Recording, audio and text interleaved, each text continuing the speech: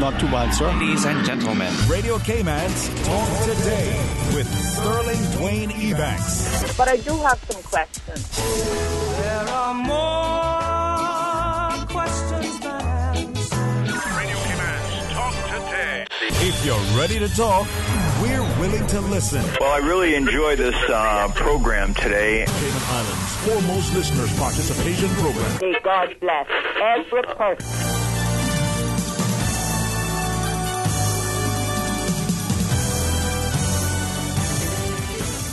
Hey, good afternoon and welcome. Thank you so much for joining us here on this truly magnificent Monday as we invite you to be a part of our discussion and have an opportunity to celebrate and highlight the wonderful importance of having the healthy democracy as our citizens get a chance to share their voices. Please stay tuned for Talk Today.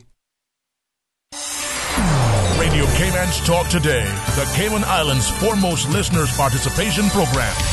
We ask our listeners to avoid statements or comments which are abusive, derogatory, malicious, or defamatory. Do not use any indecent language or make any statement which is false or misleading. Email talktoday@candw.ky or call 1-800-534-8255. Courtesy of Flow. Cayman's #1 network that connects you to your world like never before. Let your voice be heard. Once again, here's your host, Sterling Dwayne Ebanks.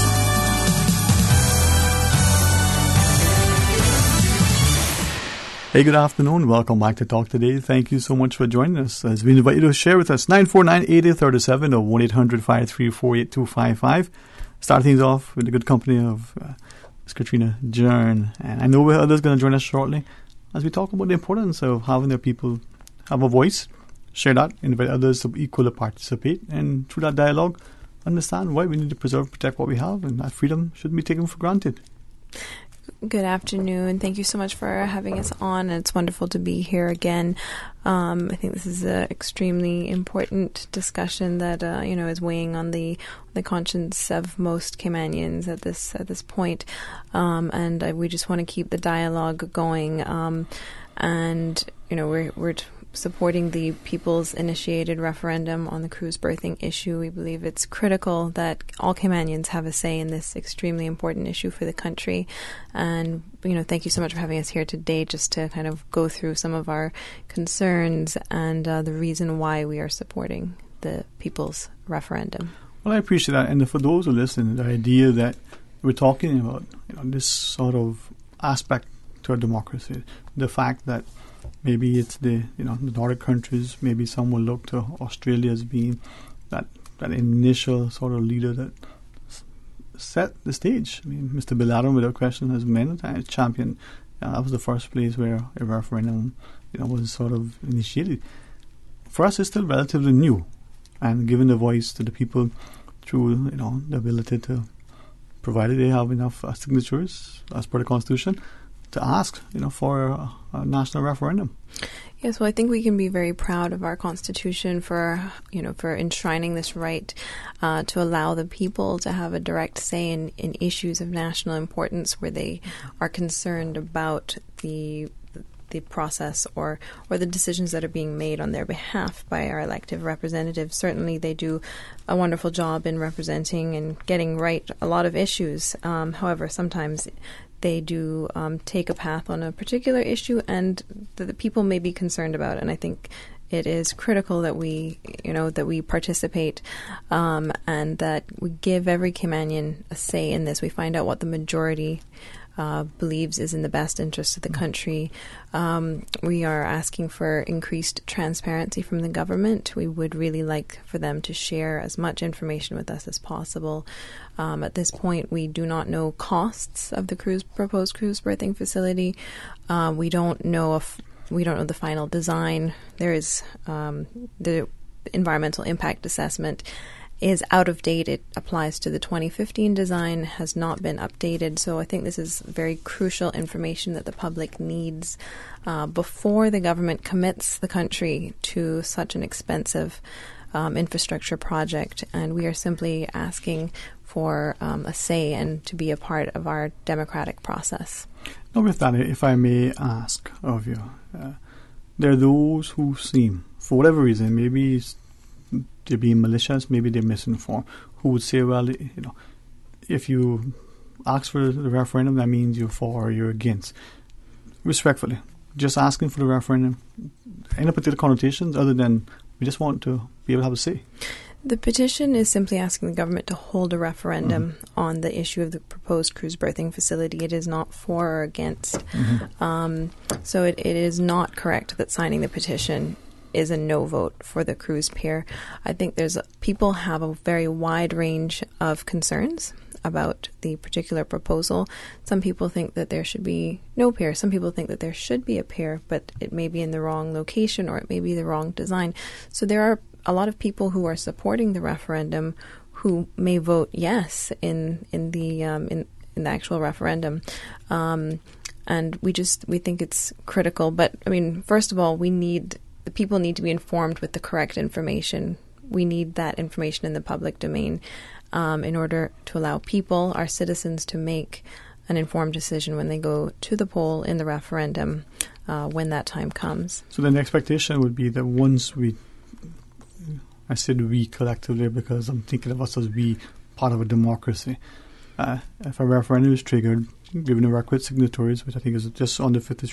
Correct. So that's 25% of the the registered voters. Okay. Let me ask a question before I ask the question. Is that on which voters list are we using? The most recent one, the one from the last election, if you know? I assume it will be on the voter registration list that was updated on the 1st of October 2018. We calculated the 5,288 off of the, I guess it would have been the July 1st, 2018. So the number will hopefully have increased by a few if we, have got more registered voters. But that's approximately the number. The reason why I ask, sometimes little things can be significant. So every quarter the list is updated. So the October list is a certain sum, the November list or the next list is a little bit more. The goalposts keep changing by, a few little points at what point. But anyway, that's a good problem to have because the more registered voters, the better. We are really encouraging everybody because we're coming across a lot of people who are eligible to be registered voters who are not young people and older people. Unfortunately, a lot of young people who are disenfranchised from the political system and feel that they can't make a difference and it doesn't make sense to be registered. Some of those are actually changing their mind, realizing that they may have a chance to have a direct say in an issue of national importance such as this. So that has been very encouraging. Now with that, as we speak to Ms. Katrina Jern and recognizing this significance, is it then the expectation that once a referendum is triggered, that all sides all provide accurate, timely information so that the voting populace would have as much information to make an informed decision as to whether they vote yea or nay? Exactly, and we think this is one of the beauties of the referendum process. The government will also want to come out and share all the information to convince the public that that their proposal for the cruise berthing facility is the best in the best interest of the country. So they will have to reveal the information which they have not yet. They'll have to update their environmental impact assessment. They will have to, make all of that.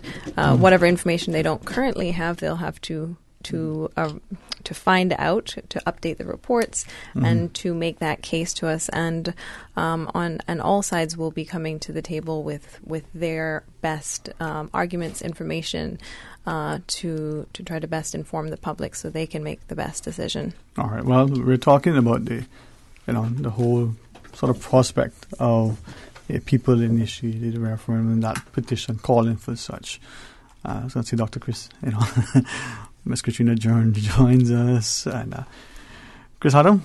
How you doing, Sterling? How you doing? Good, man. Just pull your mic in close. And what's that commercial that, for those watching to get a little close? Come on, don't be shy. Welcome, man. Good afternoon, my friend. How are you? Great, yourself? Well, listen, people accuse me of being handsome, but now that they watch me on YouTube, they say, I don't want to be lying today. Oh, man. So, at least he's helpful, Yes, sir. Yes, sir. All right, but thanks so much. As we were talking, prior to your arrival, and I do apologize that the valet weren't out front to assist you, to give you, parking. Please, it's fine, sir. Yeah, but nobody else gets it anyway, so don't feel you're not missing it. No, as we're talking about this, could we perhaps just back up quickly and ask, why the involvement and what's the process in this whole process? Why did you get involved, sort of helping out and trying to bring this initiative to the public? Because it's been the second time now that they brought this up again. The cruise bursting facility and all the rhetoric around it. I just find that when you're asking questions and someone's telling you, "Oh, don't worry about it, don't worry about it, don't worry about it," why? Why shouldn't I worry about it? Why shouldn't I ask questions? Why shouldn't I inquire? Why shouldn't I get the truth? So in all of those conversations, I said, hey, there must be more to it than that. And in my research, I realized that there's so much more to it that isn't being told and talked about. And the rhetoric is so slapstick and put together so that it supports one side only. That's not a democracy. That's not a conversation. That's not how it should be done. It should be open communication, both sides coming to the table with all their information so that we can have an informed decision, and then the public will then be satisfied that the information given was being given in best of knowledge, and they've done all their parts and putting the pieces together. But unfortunately, we've shown through our social media that that's not the case. Information is being put to one side, and then some information is then taken and saying, hey, this is what we're doing. This is what's going to happen. This is how it's going to benefit you. But then on the other side, what's being done? How is the infrastructure being changed to deal with the impact of all these people coming in? All right. Allow me to ask, please. Many would harken back to a time when it was said, hey, the people can have their say, but the government must have its way. They've been elected, and hey, we're going to go about it because we're the duly elected government. This is what we're going to do. Hands down, that's it. End of story. Yes, well, I mean, certainly it's more efficient that we elect people that we trust to make certain decisions on our behalf. However, the Constitution does also allow us, the people, to make decisions or to have a say in decisions of national importance.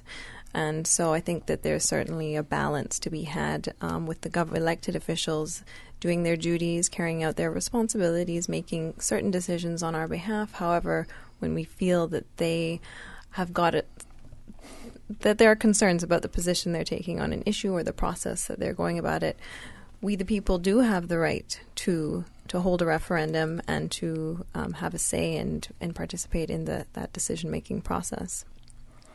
I totally agree. In a democracy, two sides come together and they work together and they talk and they have a productive rhetoric and productive conversations. But unfortunately, as soon as you try to have a productive conversation with the other side, it becomes a situation where, oh, you don't want this, and no, you want that. And I'm just like, that's not what I said. I'm simply just trying to figure out why you guys are so gung-ho about it now as opposed to 3 or 4 years ago when we did it, and it fell away because everyone said, this is not going to benefit us. What has changed?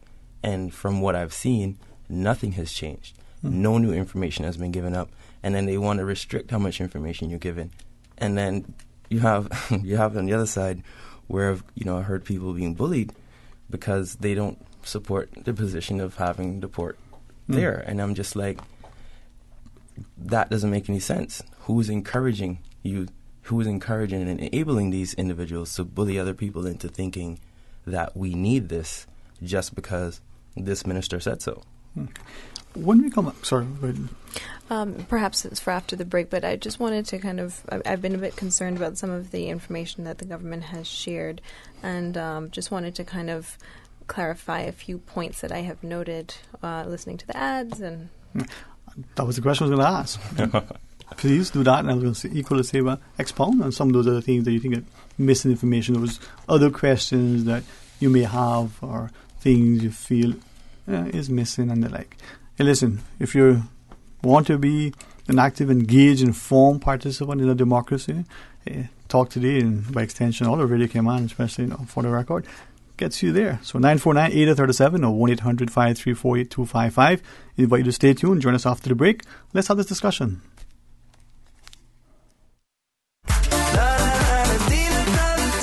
Come on, let's go. Mark your calendars. Breeze Fusion Walk Run is coming. Radio Cayman's Breeze Fusion Walk Run is coming. Saturday, November 3rd in Grand Cayman and November 24th in Cayman Brac. Visit CaymanActive.com to register today or stop by Radio Cayman on Elgin Avenue. This year's funds go to benefit the NCVO, the John Gray High School Music Department, and the So-and-So Club of Cayman Brac. South Coast Bar and Grill up in Breakers, man, that is the place. For traditional Cayman cuisine, oh, you will love the taste. At South Coast Bar and Grill, we got conch and lobster and turtle stew. And every Sunday, come out with your family for the barbecue. South Coast Bar and Grill by the seaside, 11 a.m. to 10 p.m. daily, lunch and dinner. Call us at 947-2517. For Cayman and cuisine, the talk today is South Coast Bar and Grill. Okay, settle down. There's someone I want to thank. This guy knows how to get the most out of every fill-up. This guy had the common sense to drive into Esso so I could get back on the road. $5,000 richer.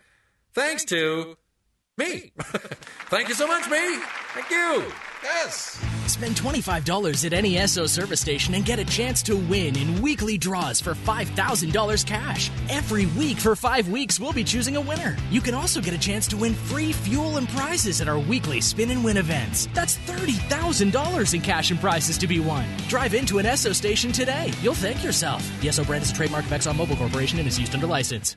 A trip to New York City is the experience of a lifetime. Starting this December, Cayman Airways will be offering daily non-stop flights from Grand Cayman to New York City. That's right, Cayman Airways is going daily to New York City starting this December. Stroll through Central Park or take in the bright lights of Times Square, enjoy a Broadway show or visit museums, the Empire State Building, and so much more. Whether you're visiting for business or pleasure, you'll fall in love with New York City. And daily non-stop flights from Grand Cayman aboard Cayman Airways starting this December. For details and to book, call Cayman Airways reservations at 949-2311. Contact a travel agent or visit CaymanAirways.com. Cayman's cruise industry must be preserved and developed. It is a myth that the cruise lines will continue to call on Cayman at the rate they do now without the piers. It is a fact that the mega-class ships will not be tendered. Arrivals will decline by half over time as the older ships are decommissioned. This will hurt our economy and thousands of Caymanians who work in this industry. If we want to continue providing opportunities for Caymanians, we need the piers. Support the piers. Support our tourism. Domestic violence. It knows no gender. It knows no age. Children, the elderly, women and men. It affects everyone, and it needs to stop now. Research has shown that children who are hit in anger grow to be adults who hit in anger. Stop the slap. Stop the cycle. Stop the violence. The Stop the Slap campaign has been proudly sponsored by Cayman National Bank. Stop the slap. Stop the cycle. Stop the violence. Cayman National would like to remind our customers to activate their new chip cards as soon as possible. All cards were mailed out, and we urge customers to check their mailbox regularly for their new card. Once received, please visit any of our 23 ATMs to activate your card. Doing a simple balance inquiry, which is free of charge, will activate your card. If you do not have a PIN or have forgotten your PIN, please visit one of our 7 customer service centers to PIN your card. Thank you for banking with us at Cayman National Bank. Talk today. But I do have some questions. Talk today. Cayman Islands' foremost listeners' participation program. Talk today. Because there are more questions than answers. What the public is saying. Waiting to take your calls right now. Sterling Dwayne Ebanks.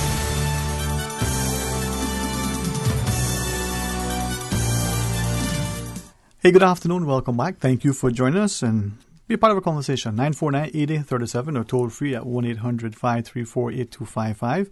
Katrina Jern, Chris Hadame are our guests as we're talking about this whole issue of, participating in democracy.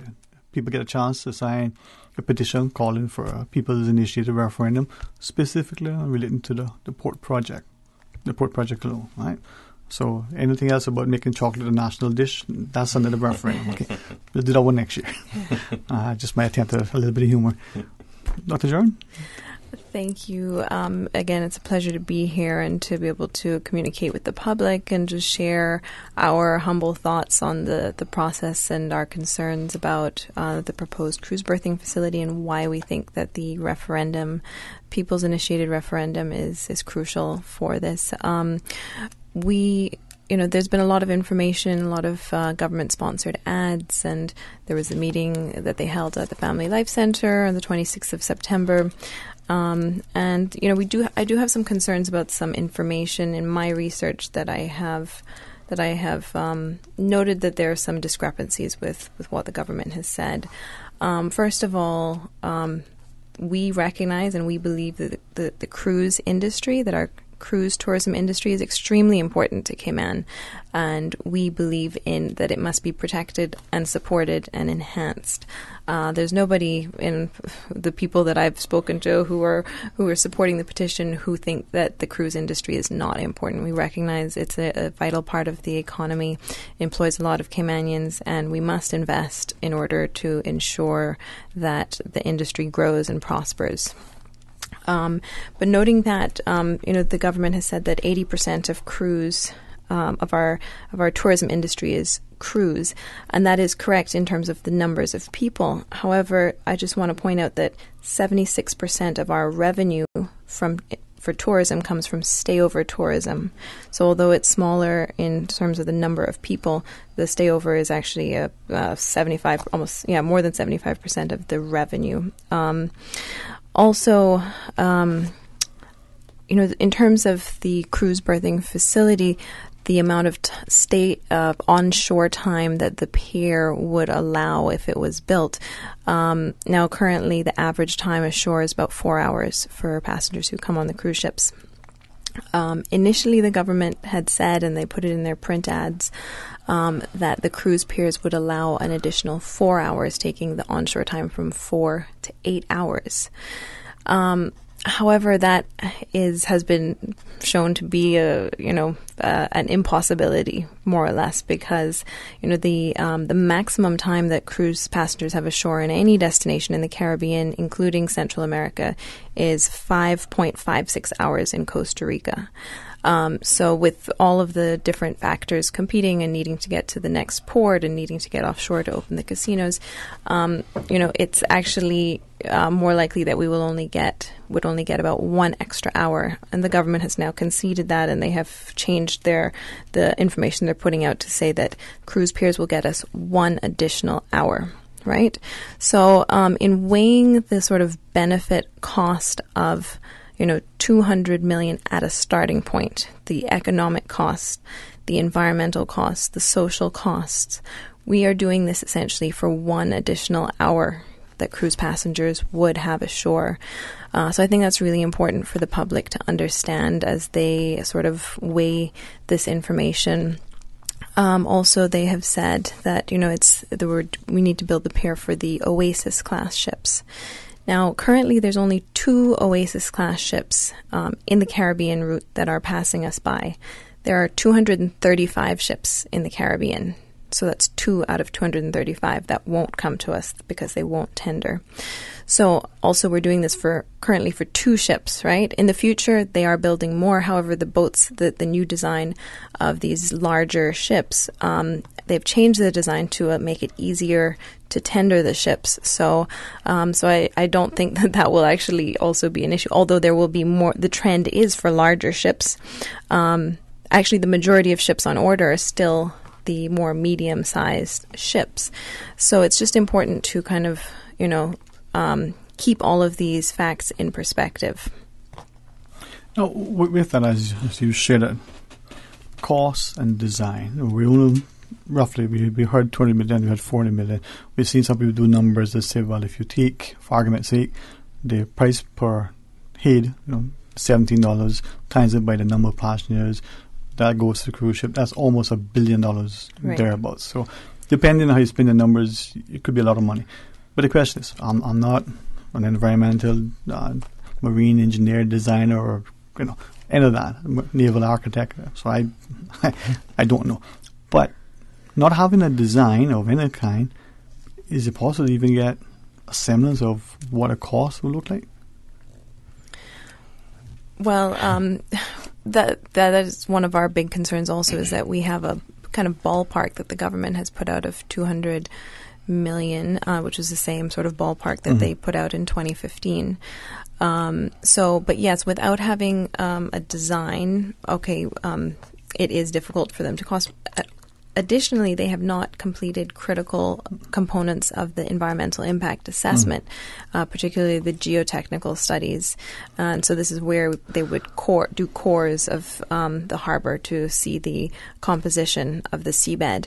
So this is a crucial step which has not yet been done, and this would significantly inform the costs. It would give them more information about the type of construction, dredging, blasting that would be required, and also the associated costs and risks. But that has not yet been done. So it is pretty difficult for them to get an accurate cost when the crucial studies have not been completed yet. If I could ask again, for my edification to some extent, I use the home contractor as an example.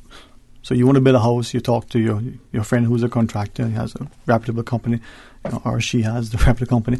She can give you an idea, say, well, listen, normally my experience in the market I'm building in costs X dollars when you finish it. But I need to know, well, are you using blocks, ICFs, wood? What's your roof, your windows, what finishes, what am I building on? The more they know, the better they can, give me a price. Probably not until have proper design, construction drawings and specifications that they can say, well, to build you that house on this particular property, it's going to cost you X dollars. If not, here's a ballpark, from 1 to a billion, argument's sake. If I'm building in a swamp versus on the sand versus cliff rock versus some remote place, factors to consider. Is that similar to what we would experience building in the sea? I don't know. I'm just asking. You put out a very a basic concept of what you're building, right? Unfortunately, the government has said, "Hey, we can't tell you who are bidding for this process. We can't tell you who are doing this." So, for example, if the public had access to who's bidding, then we could actually look at the designs that they're proposing, and then that way, an assessment could be done based on all three of those, and then see which one had the less impact. But unfortunately, that conversation isn't even being fleshed out in the public domain. So how can you and I even sit down and say, hey, why aren't we doing this and why aren't we doing this better? So, like I was saying, having an open dialogue with everyone involved would help the situation. But unfortunately, those conversations are being blocked because they don't want to have it, or they're making certain things private and then making the things that help their rhetoric public. Right. And another issue is, there may be a justification for not being able to know the specific costs until a certain point in the process. However, the problem is that they should not be committing the country to any project or contract with any entities until we have that information. So that is definitely one of the great concerns. Taking a step back, the government are in a rush. They say that it has to happen now. However, right now they're saying that our cruise industry is in danger. However, our cruise industry is doing very well. We've had 14% growth in our cruise tourism industry between 2009 and 2017, and bookings for 2018, it looks like 2018 is actually going to exceed 2017. So, this argument that we have to do it now I think is not accurate, and it's dangerous, right? It's I think we need to all come back to the table and really consider what is in the best interest of the country. What is the best design? What's the best location? We need to undertake a strategic national approach to these major decisions of our cruise, cargo, and other major infrastructure projects. We want the government to release the information, to find out, hear from the people, their feeling, find out what the majority of Caymanians feel is in the best interest of the country. So we're very actively actively collecting signatures. The petition has been going very well. We've had an overwhelmingly positive response from the public who have been coming out to sign. We've been going to public locations to make the petition accessible. We're going door to door.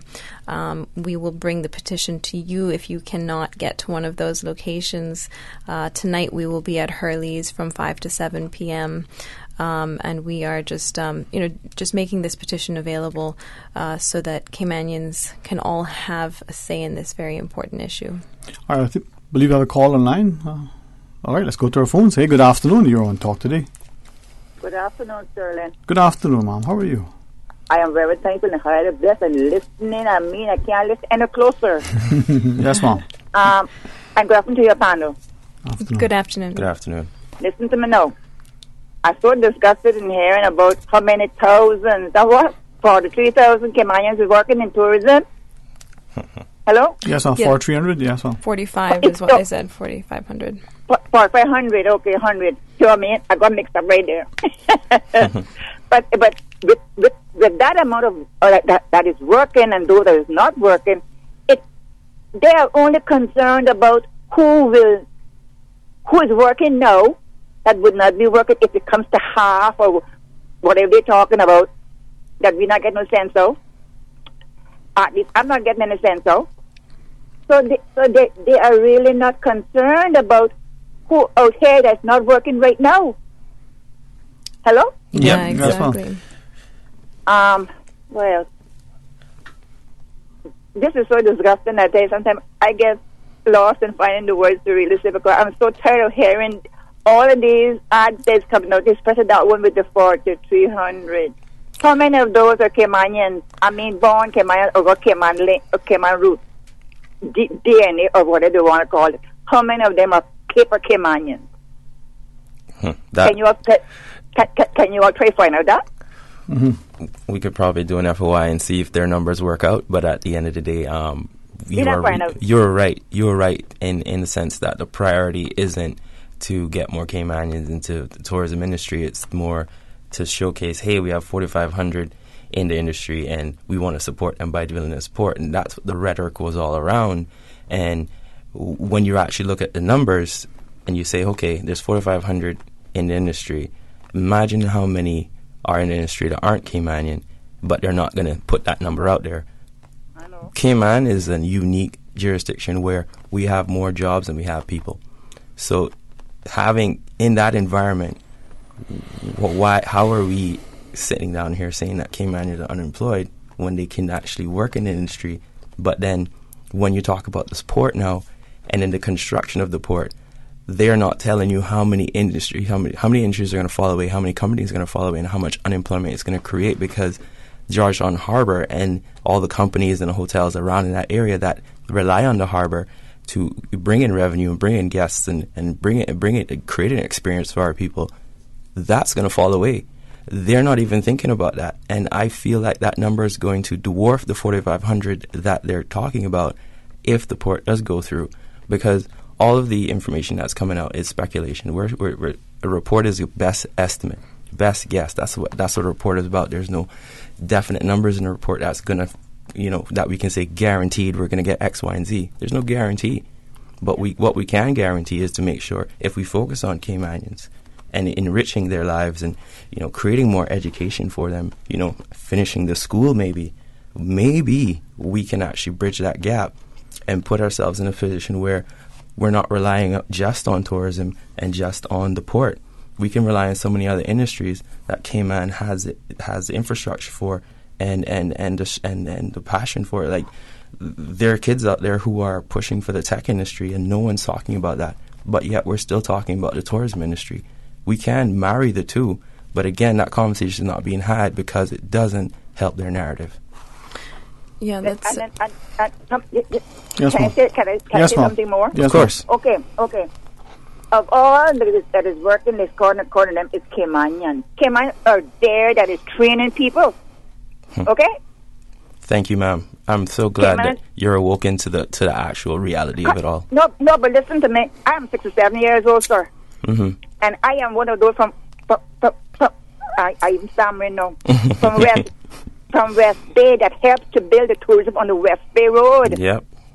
And you know what happened? There was out here that can still do the job. They're not giving us no chance to be in any form of this employment. That's right.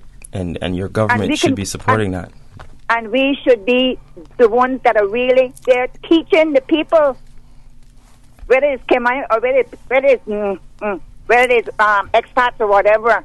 And you're right. You're so right on that, because when I worked in the tourism industry, I found that the people who weren't from here couldn't even tell you what's the best restaurant West Bay Road to get pasta. You know, they couldn't even tell you what's the best experience on the island to go to. They would just usher you to a flyer or a poster on the wall. Whereas if that person actually spoke to a Caymanian that lived here, they'd be like, yeah, you can go here to get this, you can go here to get that. And that person would have a unique experience to them because they got inside information from someone who lives here and born here and grow here. And that's how we win those return guests. That's how we get people to come here, invest in here, live here, spend their dollar here, because they had a unique experience to Cayman, not an experience the resort created for them. From way back up in the 60s. Holiday Inn days. You know? Yeah, Holiday Inn, every place that was really Caymanian kind. That's right. And another thing now, you said kids, but I don't like to hear that word kids. I got 2 children, and then I got a grandchild. Okay? I spent a daughter and a granddaughter.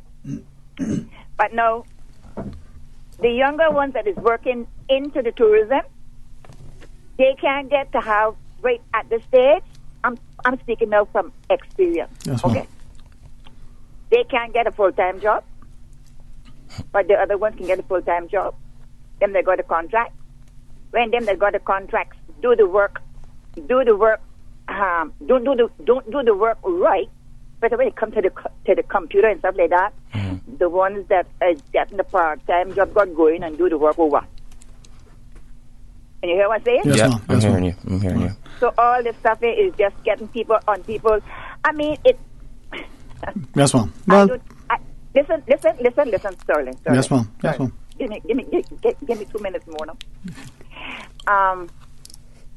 I think I said about us, the elderly that can still work and can be the training. Okay, the younger ones I'm talking about now, or like myself, helping training them before they even get in there. Okay? And when they get in there, they can be the ones that they can get a part-time job. Hello? Yes, ma'am.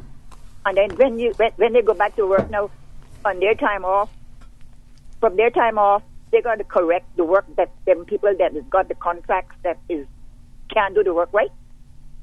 Hello? And that means that they get less than the 40 whatever hours per week. Hello? You know, I think it's a shame that that the tourism industry, that our government is not encouraging and facilitating our extremely experienced sort of stewards in the tourism industry, such as yourself. I mean, we should be valuing your input, and we should be welcoming and doing everything we can to get people like yourself involved and training our young Caymanians. And I mean, tourists are coming here to meet and interact with and have a uniquely Caymanian experience. And, if, there's around 10 to 12,000 jobs in and around the tourism industry, and more than half of those are filled by work permit holders. I mean, even before we grow the industry, we should be focused on trying to ensure that Caymanians are all able to have a stake in the tourism industry as it is today, that they have the training and experience. There's a lot of people who have the training and experience and still can't get an opportunity, like you're saying. They're forced to take part-time positions. So I think that is crucial, is focusing on ensuring that Caymanians have access to succeed and thrive in the tourism industry, both young Caymanians, and also that we benefit from the experience of our older Caymanians who have been in the industry for decades. Yes, ma'am. Sterling. Yes, ma'am. Yes, ma'am. Sterling, listen. Do you remember? I know you can remember, because I don't get onto the calling too often. Cause I am busy, right? I'm still being an ambassador, as I have said before, right? Turning,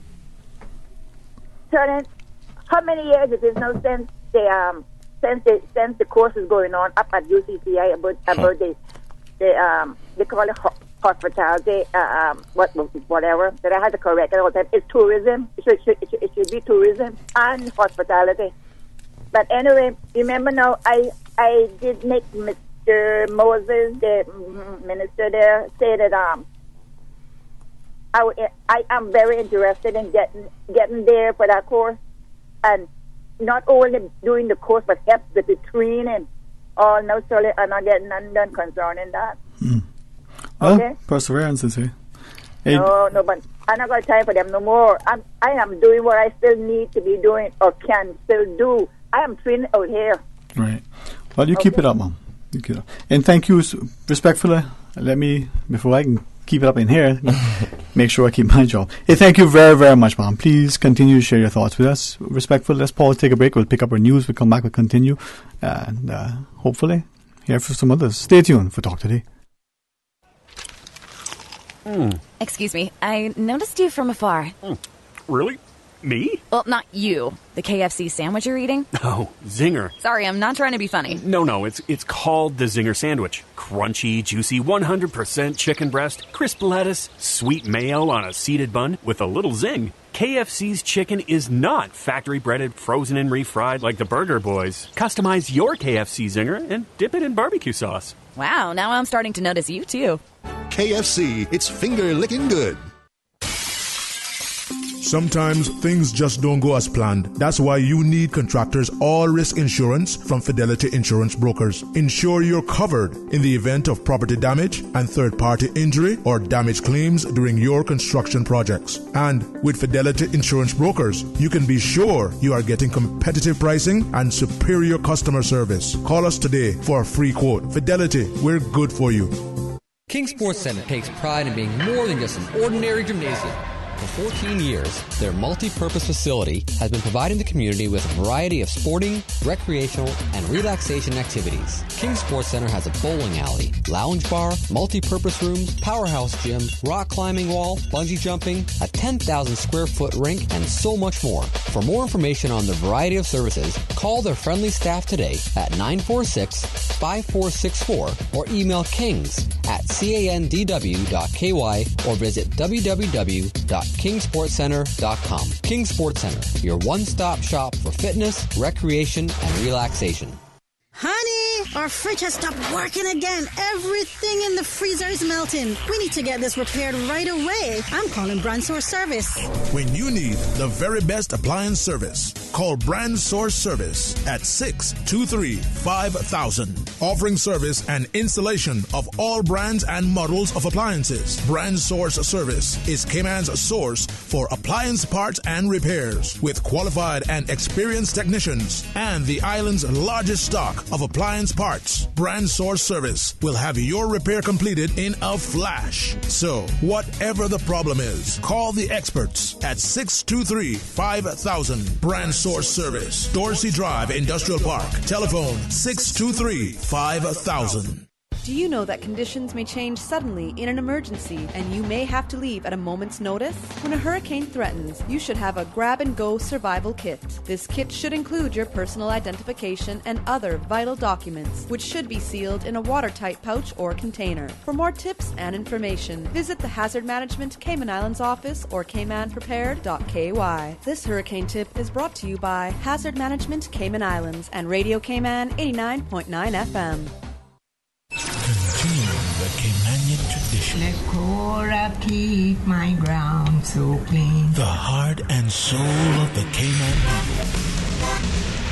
Thank you for keeping the culture alive. There's the news every day. From East End to Georgetown, down into West Bay. Radio Cayman in the Cayman Islands. Radio Cayman. Radio Cayman's newsroom. These are the biggest stories right now.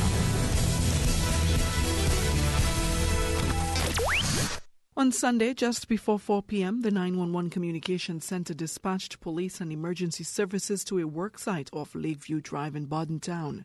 Police say an accident had occurred at the site when workmen were using an industrial compressor to put air in a tire. One man aged 54 was killed and 2 others were injured who were taken to hospital and later released. The incident is being jointly investigated by police and health and safety officers from the Department of Labor and Pensions. Good afternoon, I'm Dion Anglin with your headlines and news elsewhere. Germany's Angela Merkel has said she will step down as Chancellor in 2021 following recent election setbacks. She told a news conference in Berlin, "I will not be seeking any political post after my term ends." She also said she would not seek re-election as leader of the centre-right CDU party in December. She has held the post since 2000. An Indonesian airliner has crashed into the sea with 189 people on board. The Boeing 737, owned by the low-cost airline Lion Air, went down after taking off from the capital, Jakarta. Flight JT610 was headed for the western city of Pangkal Pinang. Rescuers have recovered some bodies and personal items, including baby shoes. There is no sign of survivors. The cause of the crash remains unclear. And at least 9 people were injured when a 30-year-old woman blew herself up in the center of Tunisia's capital, Tunis. The Interior Ministry described the blast as a terrorist explosion. They said the woman had no previous known militant background. 8 of those hurt were police officers. No deaths have been reported. That's a wrap of your headlines. I'm Dion Anglin. Radio Cayman, the voice of the Cayman Islands. What's happening in your community? News and information, music and more. You can find us. www.radiocayman.gov.ky. Like us on Facebook and follow us on Twitter. Radio Cayman is your choice, your voice for today's biggest news. Radio Cayman.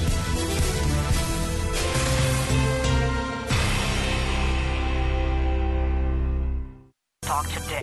But I do have some questions.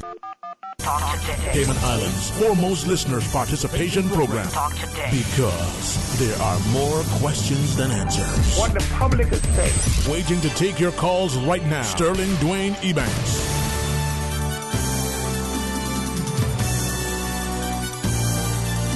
Hey, good afternoon. Welcome back to Talk Today. Thank you for joining us, and we invite you to be a part of our discussion, ask questions, chime in, share as you wish. 949-8837 or 1-800-534-8255.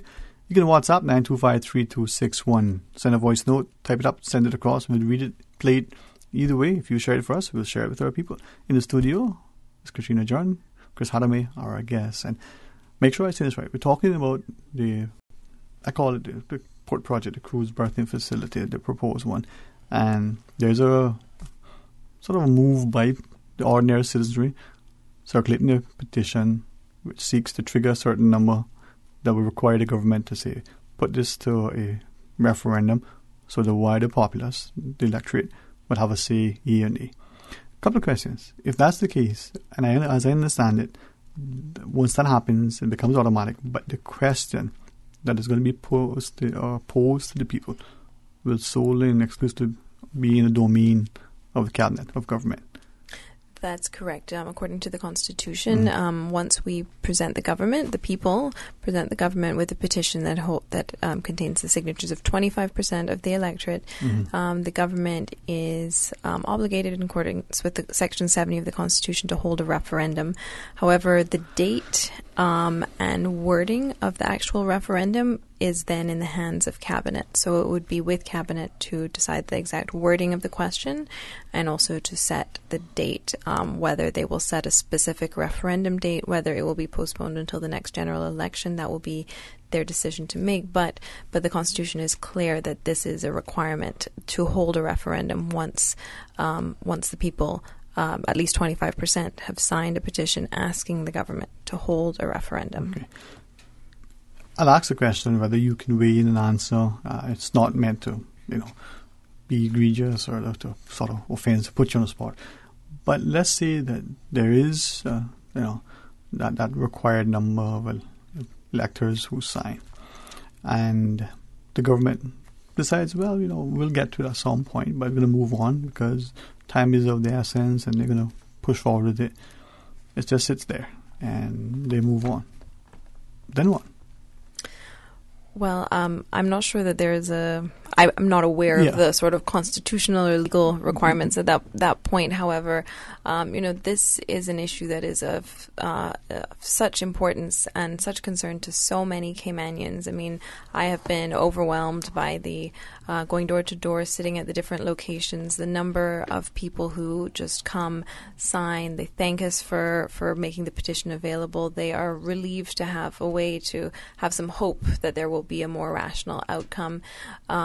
I think the coalition government has misjudged the concerns of the public on this issue, and I don't think that once we present the petition for referendum with over 5,000 signatures and all of the public support behind that, I certainly hope that the government will honor our constitutional rights and hold the referendum in an appropriate time frame, and it is a constitutional requirement. So, and the government have said, when asked about this, Mr. Kirkconnell has said that the Constitution is clear, so the government would be bound by the Constitution on this.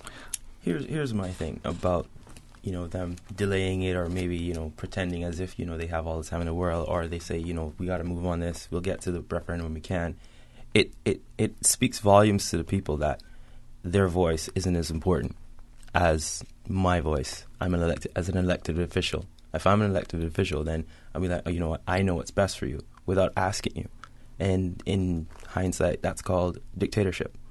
And if the majority of your electorate says, hey, we don't agree with this and we want to move in this direction, and you say, oh, no, that wouldn't work. We're going to take our time. And then my other thing with that is that people should be cognizant of, when the referendum does go through, the type of question that Cabinet will then pose to the public. Be very aware that, there are a lot of moving parts to this process and a lot of, contradicting rhetoric that's being put out there. I would just say to the people of Cayman, be very aware and pay attention to the words that they use when they're going to put this thing together, so that you can be aware that, okay, I voted for this individual. They said they're going to do X, Y, and Z. And then now, when they get the opportunity to represent the people as per their mandate when they were elected, they chose to ignore the people. Then what's going to happen 2 or 3 years from now, when you have eligible voters who heard them, who weren't 18 and 19 at the time, but now they're regular. Who were 17 and or below the age of voting, and now they get to the point when they can vote, and they remember what the cabinet and the government of the day did in that moment. Those individuals will no longer hold that position, because the people will then say, hey, when you had the opportunity to represent me, you sold us out. So you know what? I'm going to represent someone who speaks to us and not at us and about us. So that's where I am at. So the government does have an obligation to show that we are a democratic society, and we do listen to the people, not just special interest groups. But there are those then who have shared, and again, maybe mainly because I'm sort of engaged in that demographic now, they're yet to be registered voter, who said, but wait a minute, if the government wanted to, that deference to the voter, that preference for the people and that exercise of democracy, we wouldn't have to go through this petition seeking a referendum. There was a motion by the opposition to say, let's put the vote to the people for a referendum. If you're talking about deference and respect and listening, why not do it now? Why trigger the referendum? Yeah, and I think that in 2015, when the government came forward with the environmental impact assessment and also the outline business case, there was the people spoke. There was an overwhelming majority of individuals and organizations, industry organizations, who said this is not in the best interest of the country. This is not in the best interest of our tourism industry as proposed, right? The Cayman Islands Tourism Association, CETA, issued a statement. The Chamber of Commerce issued a statement. The National Trust issued statements, along with other industry organizations and a wide, just hundreds of ordinary citizens who came out together, who voiced their opinion, who took to downtown to hold a demonstration. However, nothing has really changed since that point, and for them to they have moved the northern pier into deeper water. However, the reduced dredging on that side seems that it will be balanced out by the increased dredging that will be required for the cargo expansion. We would really encourage the government to support the people's democratic right to support this referendum. The people are speaking, and we all deserve a say in this. We are all Caymanian citizens of this country. We will all have to live with the consequences. Our children, grandchildren. This is a huge commitment for the country to make. Economically, we will be paying for this for at least 25 years. The money that we currently own our port. We currently, the government gets the full economic benefit from all of the fees that are now being charged to the cruise lines. That money will have to be diverted to pay back whoever is going to finance. And the money that is currently going into the government is going to have to come from elsewhere. It's going to have to come ultimately, even if somebody else is financing it, the people of Cayman are going to have to pay for it. And for, the benefits are questionable, and we don't feel they've made a strong enough business case at this point. So from that perspective, financially talking, it's been said that it's not going to cost the people any money because you're saying, well, we might pay for it directly, but that money that's coming in now will have to come from elsewhere, so we're going to be paying for it in more ways than one. It's just again rhetoric from all sides, and we're confused and conflicted. What's the story? Here's some facts that a lot of, like, when I put it toward a minister or representative, they don't really like when I say it. So, for example, Bloomberg came up with an article, and they listed all the countries that have U.S. bonds. Cayman has the third highest, they're third in line. We own over $200 and something billion in U.S. bonds. We would only need $1 billion of that to fix all of our problems today. The schools would be built. We'd have, no deficits. We'd be able to pay the teachers more. We could be able to, ensure that our education system makes sense, and then have a surplus to do other things that actually help the people. But the government isn't even having that conversation. They don't even want to listen to you when you say, hey, we already have the money to do this project. Why are we mitigating or, falling back on someone else's finances just because we don't want to take the money out of our current budget, when really and truly we already own assets that we can liquidate to, if the government really wanted the port. Let's just be honest. If they really, really wanted this port, they could have said, hey, we have the funds already. We did this. We have the money. We can do it. We don't need to go outside. All we need to do is hire maybe a local contractor to manage it, or if they really see the need to go internationally to manage the project, then they can. But at the same time, they're not even thinking about that. They're saying, hey, the port's going to be owned by Caymanians after a while. After 25 years. And at 25 years, that's a generation. Yeah. And that's another good point. I mean, we are competing. They're competing needs. There's some serious needs in the country right now, where there's undeniably the need and the case for investing in education, in completing the high school, which is sitting half built, in addressing our waste management issues. These are serious issues that are, contributing to contamination of our natural environment. They are, impacting people's health. Fixing waste management is critical. Properly investing in our education system. I mean, we've just had two, both of the high schools did not score as well as we would have hoped in recent assessments. And, this is where we need to be investing the resources that we do have. It's unacceptable that in 2018, Cayman has the, one of the highest GDP per capita. Before we think about investing $200 million to $1 billion in repayment of the cruise piers, we need to fix our education system. We need to ensure that Caymanians coming through the education system have the training necessary to take up the opportunities that are there, because we don't have a problem of lack of jobs. We have a problem of Caymanians not being supported to be able to make the most of those opportunities and to be able to equally benefit from the prosperity that is in Cayman.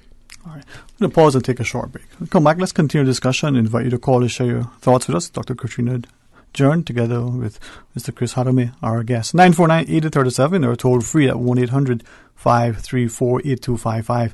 Please stay tuned. Come on, let's go.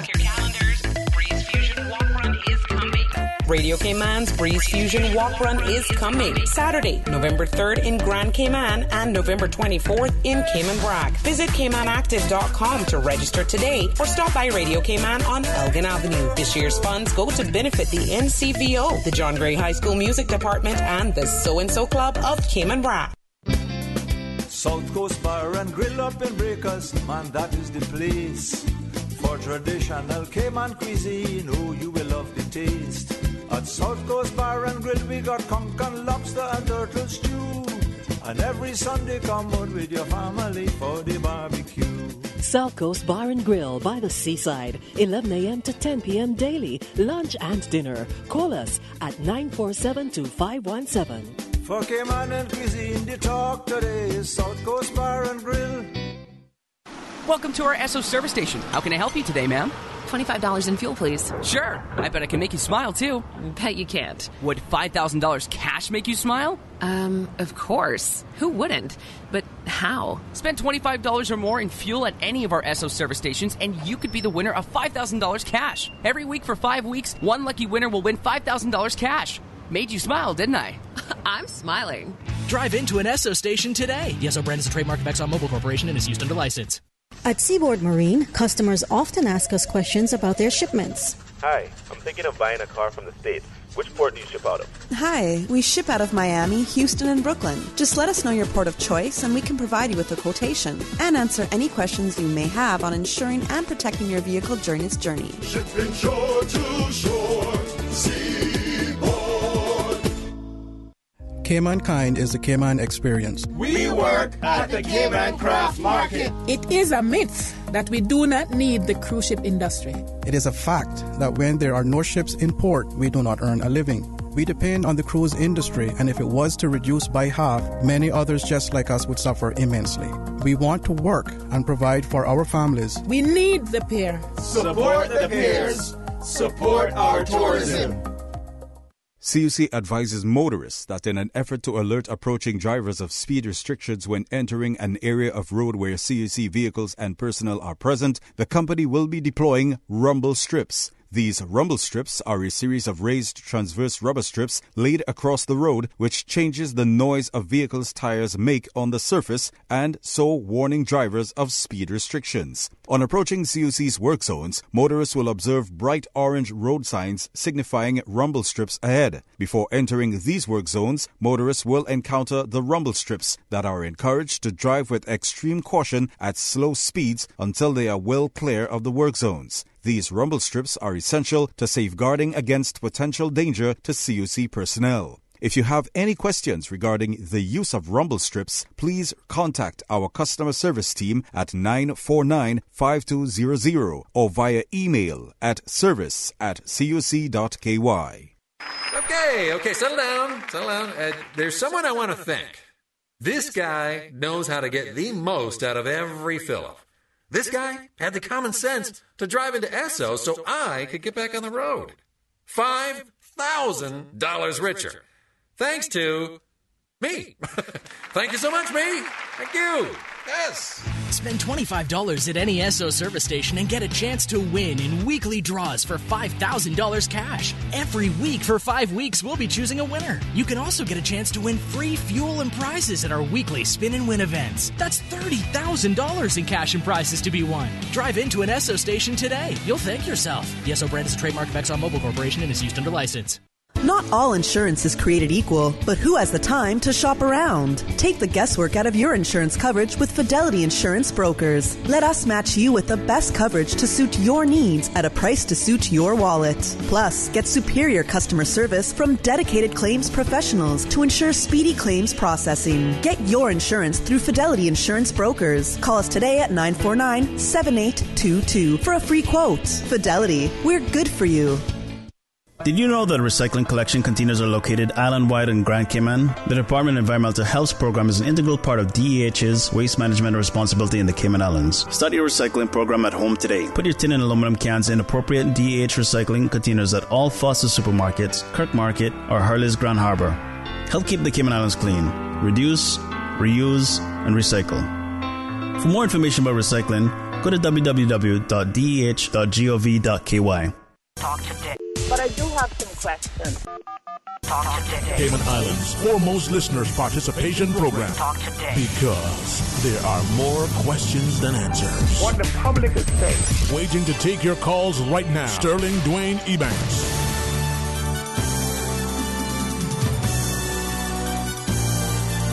Hey, good afternoon. Welcome back to Talk Today. 949-8037 or 1-800-534-8255 as we talk about the cruise berthing facility and the people sort of having an opportunity in a democracy to participate and to get more information through this process. Katrina John, Chris Hadamir, our guests. There are a couple of things I want to ask you, but first, can you just revisit something quickly? We talked about time earlier, and now the government has, if I may use the comment, conceded that the extra time is one additional hour when and if this is built. There are some who I believe have shared that, well, it's not really that because they queue up and then they go on and off the ship when they want, and so it'll be more convenient. It'll be more time. Again, any insight into whether that process is going to be that much easier for people to move on and off the ship with a dock?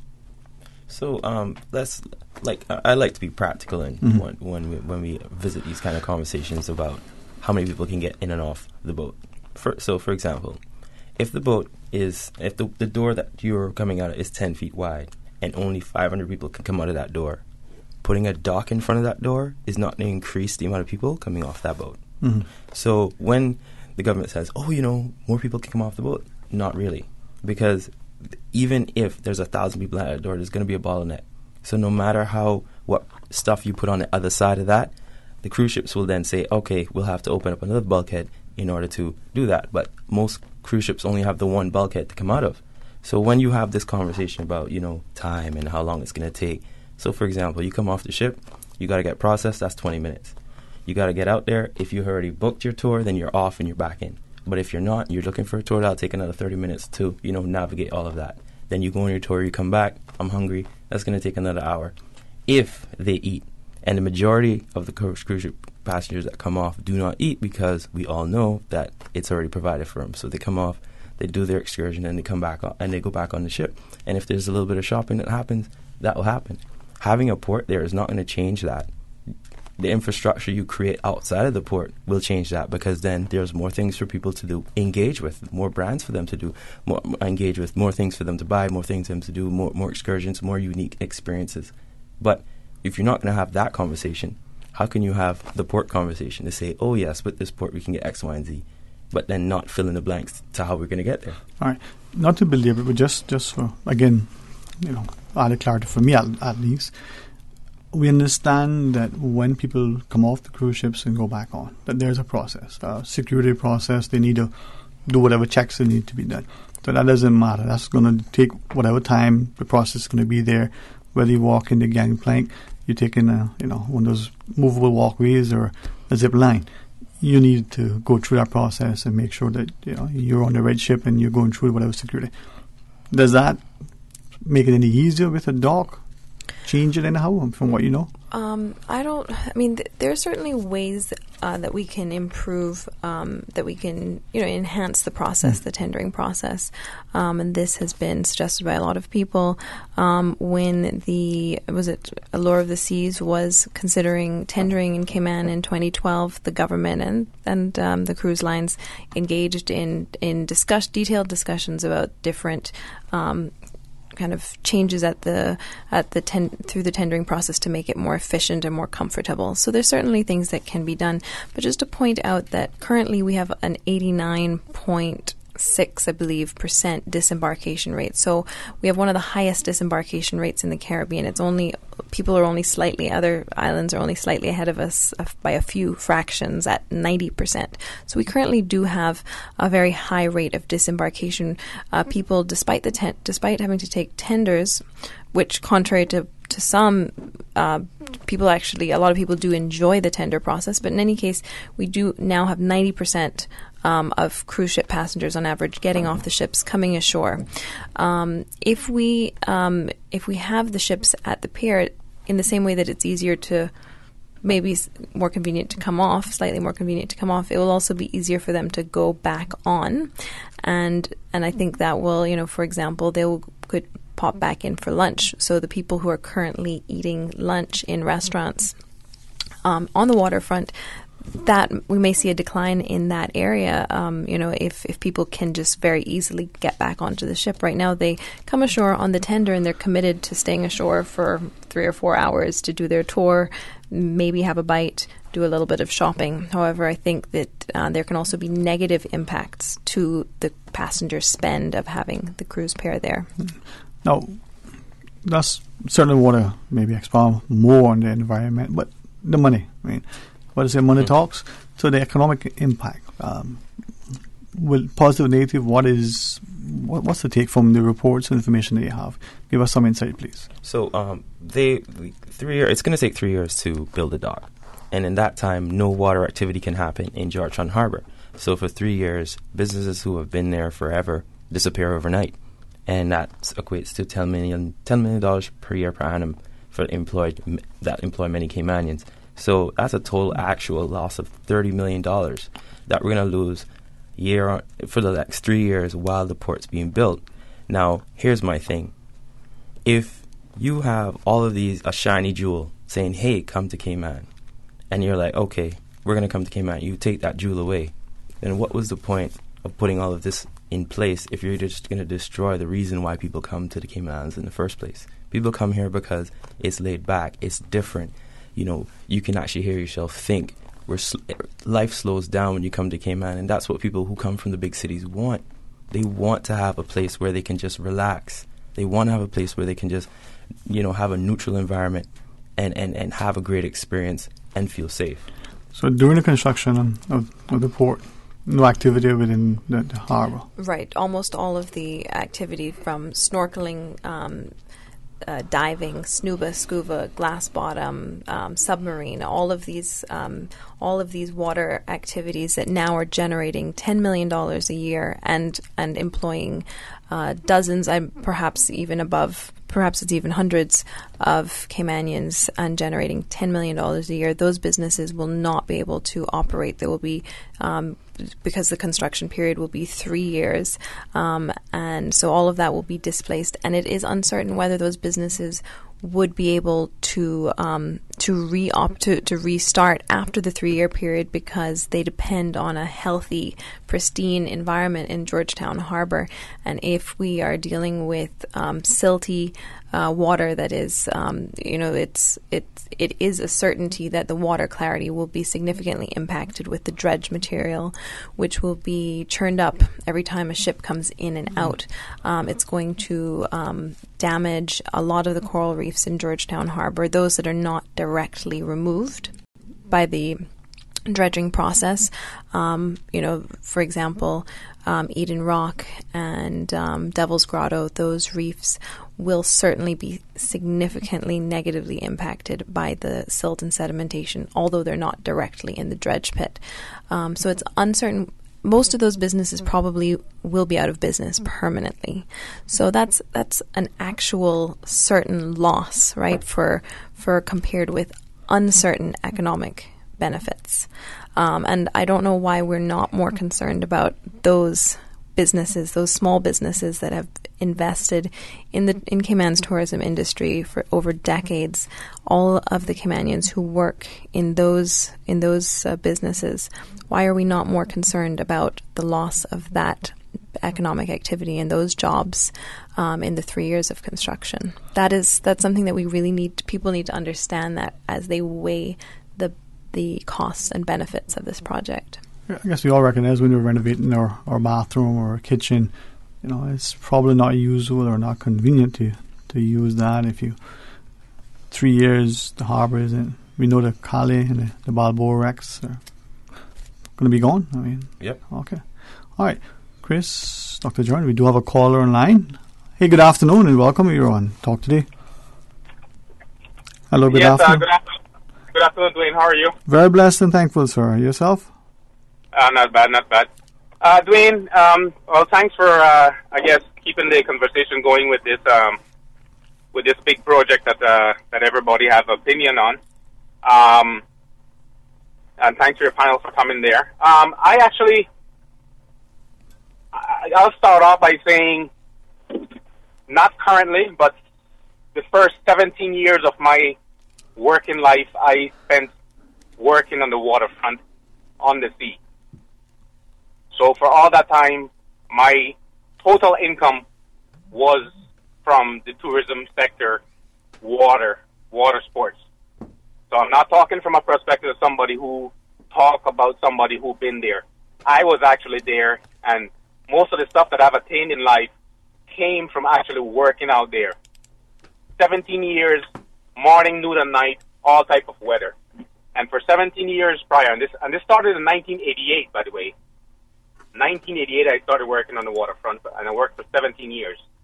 Having said all that, I did sign the petition in regards to the port, but I signed it under the condition that I wanted everybody that did not have a chance, because just like everything else, we have a culture. We wait until the last minute before we all get up in arms and decide, okay, it's going to actually happen now, so let's stop the project. So I stopped the project, or I actually signed a petition to give people the opportunity, the country democratically, to see if there's a pressure the government to find other methods. Now, I must say, my preference is that they put a dock. And now whether or not they put 4 piers or 2 piers, that's something that I would like to be explored. That's the reason I signed the petition. I didn't sign it to stop the project. Having worked in the water sports for 17 years, I can tell you this, for all the folks who may have opinions, but not practical opinions from working on the sea for 17 years doing tendering, it is no way that you can say to me that it's just as safe for tendering, loading and unloading tendering, than just stepping off a gangway from a ship to shore. You cannot prove that to me. I've been involved with various incidents and accidents that would not have happened. Not to say that they can't happen on land, but they're twice as possible happen if you're going from a gangway to a boat, and then from a boat to another gangway when you reach land. And then there's that time, that loss of time, forever that time frame that the boat takes to get from the ship to shore, depending on the weather, depending on the queuing at the dock to get the different boats in, depending on the queuing to get to the ship. So that is a loss and experience from the people's perspective. And for 17 years, I listened to the pros and the cons of this. All I'm saying is that there seem to be two different trains of thought. The people are talking about stopping the dock completely, which will and they use the destruction of the reef to fuel that. But also there's another group, because I questioned the individual who wanted me to sign, and the person was quite knowledgeable, and I have no problem to saying it was Courtney Platt, right? He was able to answer most of my questions about what is the alternative, because it's easy for humans to say, we don't want this, but we don't provide an alternative. And it's easy for people whose income is not derived from that industry to have a lot of opinion. But the people whose income is derived from that on a daily basis are the ones who are going to feel the major pain if there's a decrease. So my input to all this is that, you know, if the two-pair solution would save some of the reefs that we're talking about getting destroyed, and apparently that's the case, then I need the people who are on your panel to at least say that they're not completely against dock, period. They would be in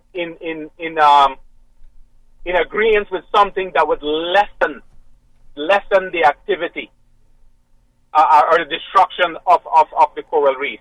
Is that what your panel is actually saying, or is that their point of view, or there no dock whatsoever? Good afternoon, sir. Thank you so much for that. It's always great to hear directly from people who have the first-hand experience. Speaking for myself, I am not against a pier completely. I think that we should be considering a wider range of options, both in terms of location and also finding if we decide to build that a pier is the best solution, we should be finding an option that minimizes the environmental impact. So, you know, we are encouraging, we want the government to take a step back and look at wider options for solutions that will have less cost, that could achieve the same solution. We haven't heard anything more about the floating docks. I mean, that's something that it was discussed a lot in 2015, and then there has been nothing further about that. Also, you know, people have suggested other locations, spots, Northwest Point. However, those have not been seriously studied or considered. And actually, I'm wondering, from your experience, do you think that Georgetown Harbor is the best location, or do you think there's any other viable options for location of cruise pairs? Hello, sir. You have for destruction of the reef would be applicable for any other section. Having worked in an industry for that long time and responsible for millions of dollars of boats, I can tell you that the prevailing winds in Cayman is east. So anything south and east is going to have that wind factor all the time. And so you'll have more down days. That's the reason why the government has not invested any more money into spots, because the amount of time that you actually utilize that dock there doesn't justify the cost and the other environmental issue. Georgetown just happens to be the area that you're closer to the deep water, and yes, there are some reefs that are there. But if there's a system, and according to the individual I was speaking to, and like I said, I have a lot of respect. He actually works with us for a period of time, so we cannot share the same income from the water sport industry. I do believe I would not have signed that petition if it meant that everybody was totally against the dock. Like everything else, we can't be behind the eight ball. We are intelligent.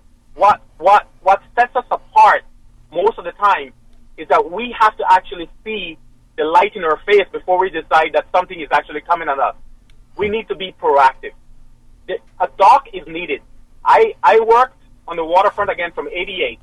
Before 88, there was this big issue about we don't want to put the pier, they don't want to extend the first pier, it would cause so much damage. That was done. There was little to no influx or issues with it. Then when they did the new pier now, it was going to be the end of the world, and 7 Mile Beach was going to be totally gone. That was done, and there was little to no effect.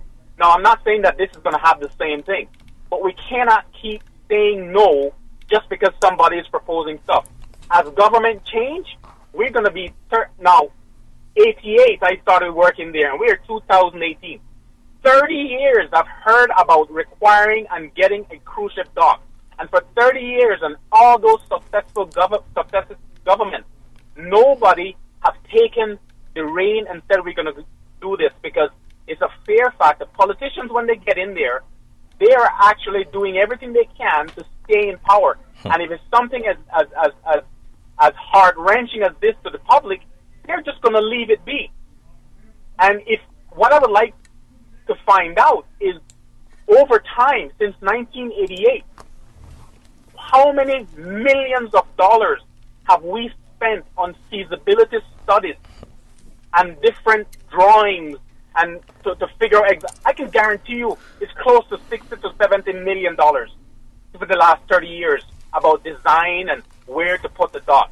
At some point, we need to get these people who have been elected democratically to make a decision on our but hold them accountable for it. Right, sir. And just to be clear, the petition really is for everybody, regardless of whether you are planning to vote yes or no in the referendum. We are just asking the government to be more transparent with the process, to give citizens access to all the information, to let us be a part of the process. And you know, if the majority of people think that a cruise pair is the right option and the government are correct with their proposal as they are going forward, once they present all of the information, perhaps, you know, the majority of people will feel comfortable that that is the right option, and they will have the opportunity to vote their conscience, and then we will figure out what the majority of Caymanians actually feel is the right solution. We'll ensure that the public is comfortable with the government moving forward with this on our behalf. However, the petition is just asking the government for a referendum. The referendum would be a yes or no question. The question would be determined by cabinet, and people would be able to vote their conscience on that, whether they support or will be voting no. I tell you what, I respect that you're saying that, but I think that needs to be more and more expressed, because from somebody who was in the industry, it took one of my fellow co-workers from the past to actually answer that question to me, because I think we are spending time and rightfully so about the pros and the cons, but for the everyday layman, and we know a lot of people don't pay attention. I'm kind of embarrassed that I didn't pay attention until I saw it come into this, because I always was for a peer. But then when I sat down with this individual and said, I want you to tell me what I'm signing. What am I signing for? Is this for? It's a no. It's just for the opportunity to force the government to take a second look and to give the people the opportunity to have a second chance. I'm totally for that. All right. Thanks very much. So, and for what it's worth, I mean, that's a question that we ask every time we have people on, and to our guests was asked at the outset, they answered it. This is just for people to sign so the referendum can be on the table and they can have a say, yes or no. And I agree with that. But the issue is that most people not catch the conversation from the beginning to the end. They'll catch it in between. Yep. So let's make sure we do the opportunity to mention it in between several times. Yep. Yes, thank you, sir. We will keep repeating that. Well, we've done that. I can honestly tell you sometimes. But thank you very much, sir. Thank you, guys. Thanks. Keep up the good work. You too. We do have some other calls. Let's just go to our phone. Say good afternoon. You're on Talk Today.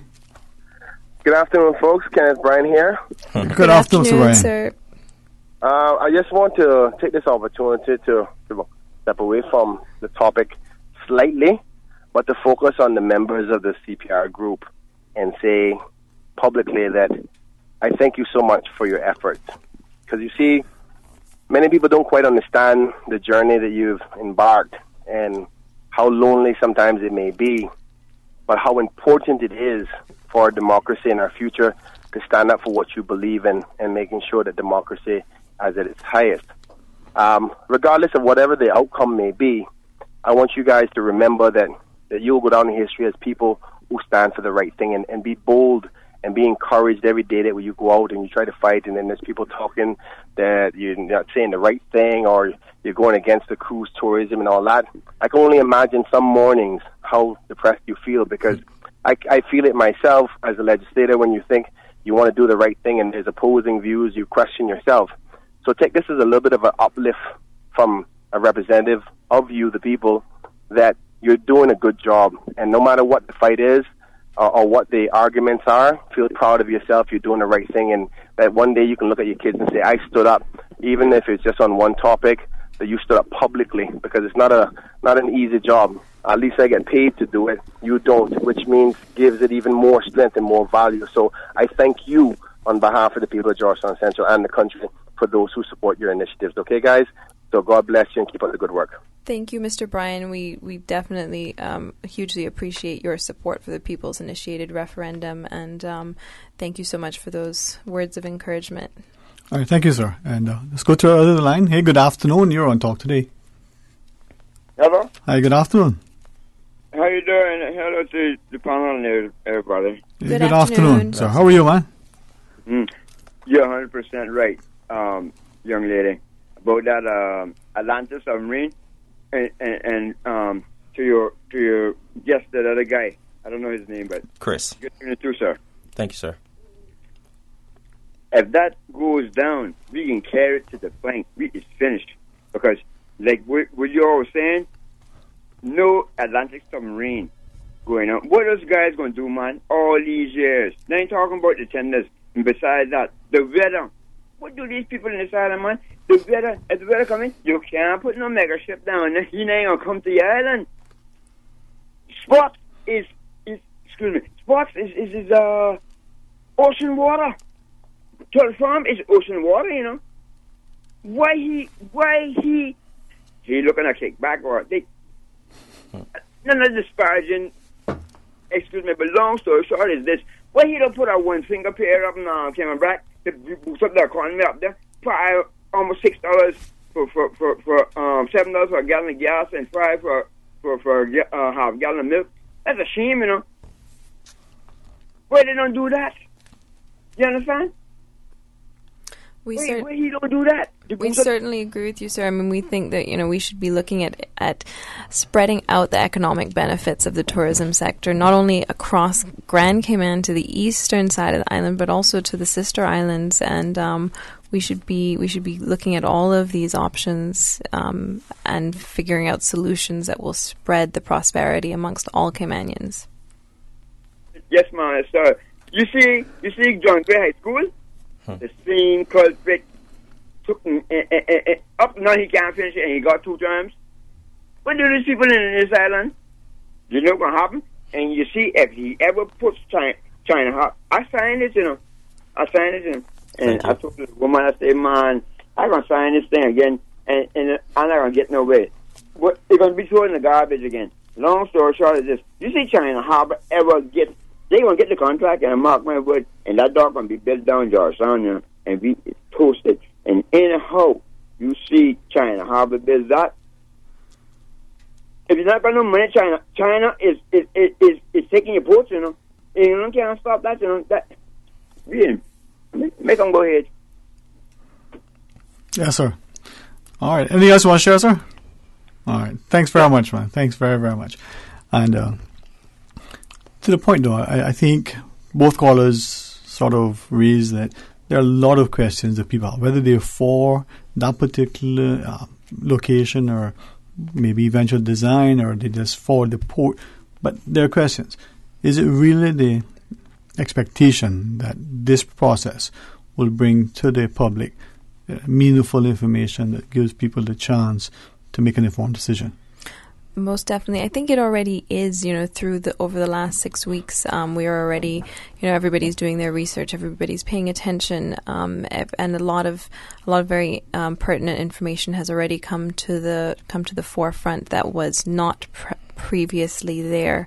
There is still some ways to go to get the full picture, and, you know, certainly we are still waiting for the government to update us on crucial information. However, we are making some progress on that, and it's all part of the democratic process of transparency, accountability, holding our government officials, holding them accountable, ensuring that they are following correct processes, that they are sharing information with us and making the best decisions on our behalf or allowing us to be a part of the decision.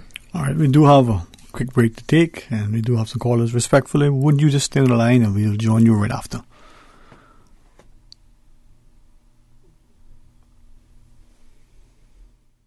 Hi, I'm remodeling our bathroom. I have a few questions. Sure. What are some ideas to make my bathroom feel larger? How do I know if I'm picking the right vanity? How do I choose a new toilet or a new countertop? Also, the lighting is terrible. Can I put a window or a skylight? And do I really need an exhaust fan? You've come to the right place. At Brand Source, we custom design kitchen and baths, and our talented design team can help answer your questions. Whether you're looking for a modern, functional family bathroom or a luxurious personal retreat, we'll help create that beautiful space that makes your home yours. And if you're in a rush for a new look and have a limited budget, our ready-to-install bathroom vanities, built with solid wood and countertops of the finest materials, are a quick and easy remodeling solution. For the very best in custom-designed kitchens and baths, visit Brand Source Home Gallery on Dorsey Drive, Industrial Park, Cayman's new kitchen and bath center. Water Authority Cayman's Survival Tip Saturday series is back. Throughout the 2018 hurricane season, the Water Authority will be posting helpful preparedness tips on our social media accounts every Saturday. Follow us on Instagram or like us on Facebook to stay informed on how you can prevent damage and minimize danger in the event of a storm. Be prepared, be aware, be safe. This hurricane preparedness tip is brought to you by Water Authority Cayman, suppliers of the world's most popular drink. Don't forget to tune in every Monday through Friday for the 7 a.m. news, brought to you by Cayman National Bank, proudly serving the Cayman Islands since 1974. Visit Cayman National Bank today for all of your financial needs. Cruise tourism is a vital part of Cayman's economy. It is the government's responsibility to create an environment where our people can have an opportunity to grow and prosper today, tomorrow, and into the future. It is a myth that Cayman does not need cruise tourism. It is a fact that cruise passengers spend $200 million per year buying services from small businesses, tour operators, attractions, restaurants, and retail shops. Those funds stay right here, supporting our economy and communities. Support the pairs. Support our tourism. Talk today. But I do have some questions. Talk today. Cayman Islands' foremost listeners' participation program. Talk today. Because there are more questions than answers. What the public is saying. Waiting to take your calls right now. Sterling Dwayne Ebanks.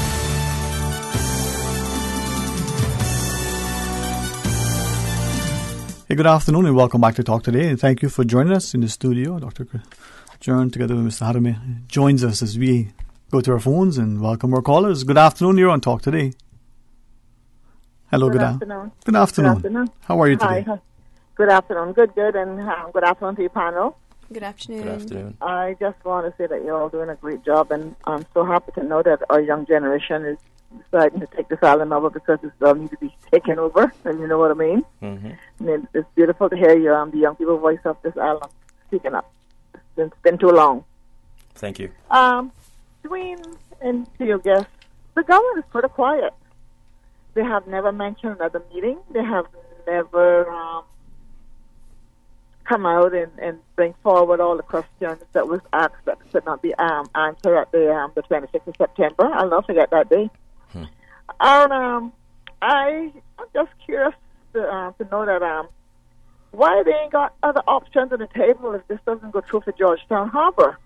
You know, I heard that many years ago, other governments had Red Bay and Arms and the Sound and various places. I mean, Sterling, and to your guests, now you know the government wants to make a road, right? And they need somebody's piece of people's property to make that road. They're going to go and buy that piece of property from that individual. It could be Dog City. It could be Georgetown. It could be going Town or wherever they may need that piece of property. They will go to that owner and say, hey, I need to buy so many feet off of your property, and this is what I'm going to offer you. Is this good enough? And you say, no, I want more. Now, if Red Bay, if Red Bay is the perfect place for this stock, and we got these lawyers and high-falutin people living up there, why is it the government hasn't gone on the high horses and gone and try to buy those guys out? But they're coming by the poor man piece of property to make his yard smaller, and he got to wait forever for his money. But yet, they want this pier built in the center of Georgetown, which would be a detrimental to this Cayman Island. I know we need a pier, but where they're going to put it, I don't know. I heard many years gone by, the perfect place was Red Bay. It was no homes up in that area. They wouldn't listen to whoever was in charge at that present time. And the gentleman before this one, I enjoyed his conversation. The guy has been there for 17 years. He had a very good conversation. And I just want to say that the government need to take off a lot of these faults. The ads they got up there, paying to have these ads run, and we got people out here in need. They need to come out and tell us the truth, what the story is, what the effect going to be on the out there in our waters, to our business people out there, the divers, and so forth. They need to talk to us. Because as long as we do not fight the way that you guys are fighting now, we will get a pier, regardless if we want it or not. And if they're going to build that pier, if you all get that amount of people that you all need, let me tell you something, we can say, you know what, Cayman is in for us, and it's going to be a war, and it's going to be hell break out here in the Cayman Islands, because then people are getting fed up. We are getting fed up. We need a government who's going to stand for us. I had someone say to me, can you imagine, we vote the government in every 4 years, and they go and decide with the investors and together those poor man who put them in that need to survive in this island. Who are we building this island for? Who are we building a port for?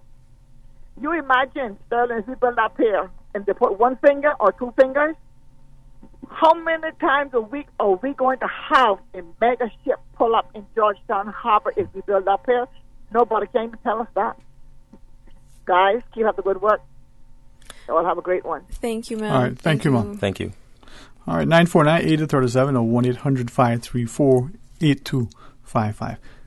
Dr. Jordan? Well, we completely agree with you, ma'am. We think that they should definitely be considering other options. They should be looking at other locations and also looking at less environmentally impacting options such as a floating pier. They have not seriously looked at other options, and that is, I think that should definitely be done before we move forward. And also I agree that, the government has gone quiet. We would much prefer that they come out and talk to us, engage in discussion, share more real information with us rather than spending our money, the people's money, on very expensive advertising campaign on all the radio stations. I mean, as you said, there are real needs in this country, and this is a waste of our precious resources to be using the people's money to run their advertising campaign. We really just would like them to come out and engage with us directly. I agree with you. I agree with the caller, and I echo her sentiments.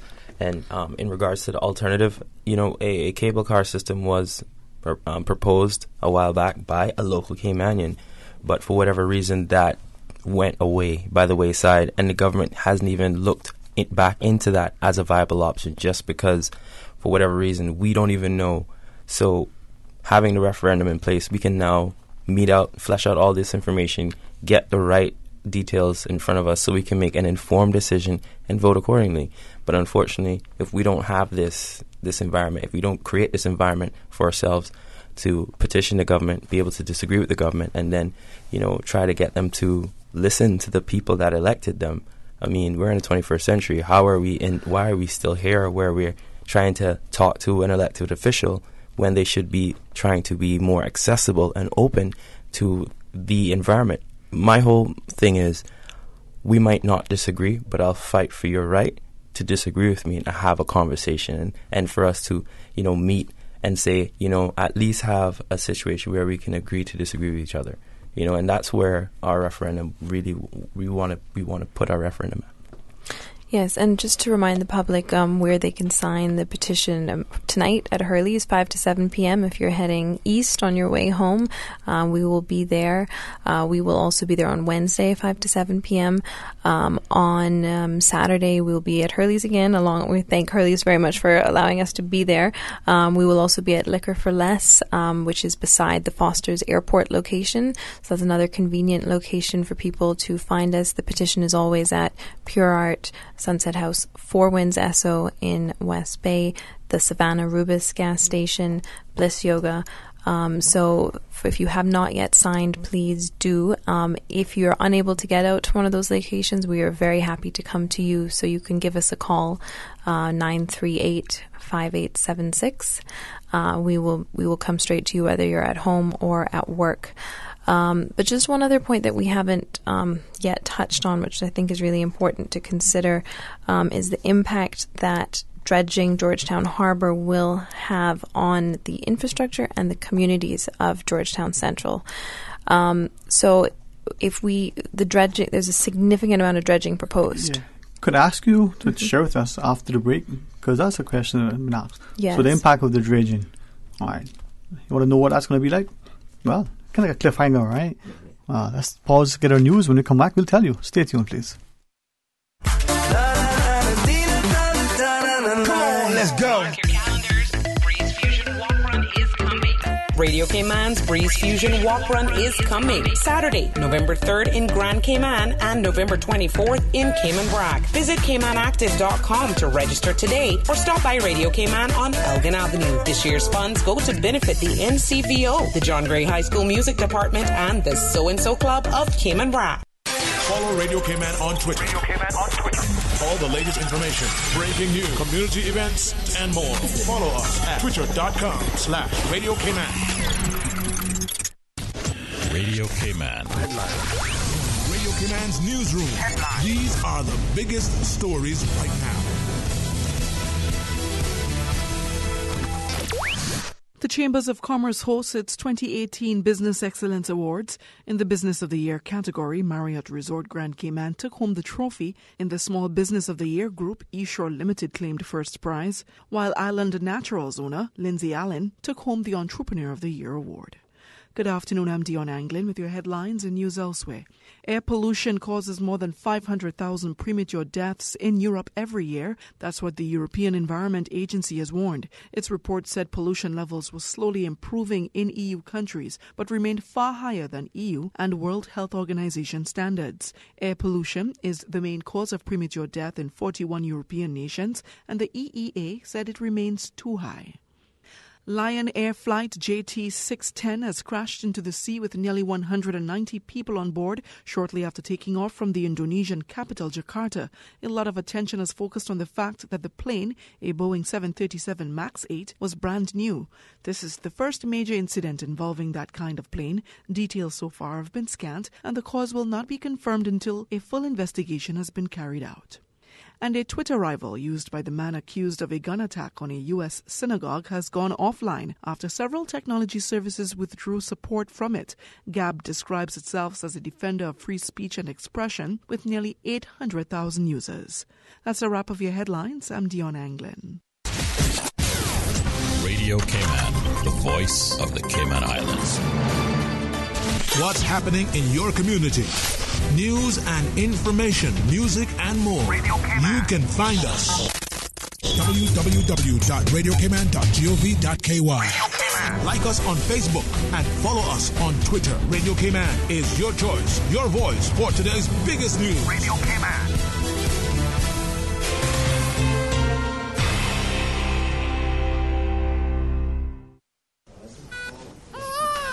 Congratulations, it's a boy. During the greatest events of your life, whether or not you have the right health insurance coverage should be the last thing on your mind. That's why at Fidelity Health, we are committed to helping you get matched with the right plan to suit you and your family. We offer a range of plans to suit your budget, plus access to a network of quality care throughout the Caribbean and the USA. You can relax and enjoy life's greatest moments when you are covered with Fidelity Health. Call us today at 949-7822 for a free quote. Ditch the competition and switch to Flow for up to 60% off our mobile, TV, and broadband services. Switch now for faster download speeds, better call quality, and lower roaming rates on Flow's fastest 4G LTE network. Plus, with clear streaming, you'll enjoy the ultimate in home entertainment at the best value. Flow's raising the stakes, so switch and soar to new heights with us. Flow, Cayman's biggest network, proven #1 by an independent report. Visit discoverflow.ky for more. Terms and conditions apply. Talk today. But I do have some questions. Talk today. Cayman Islands' foremost listeners' participation program. Talk today. Because there are more questions than answers. What the public is saying. Waiting to take your calls right now. Sterling Dwayne Ebanks.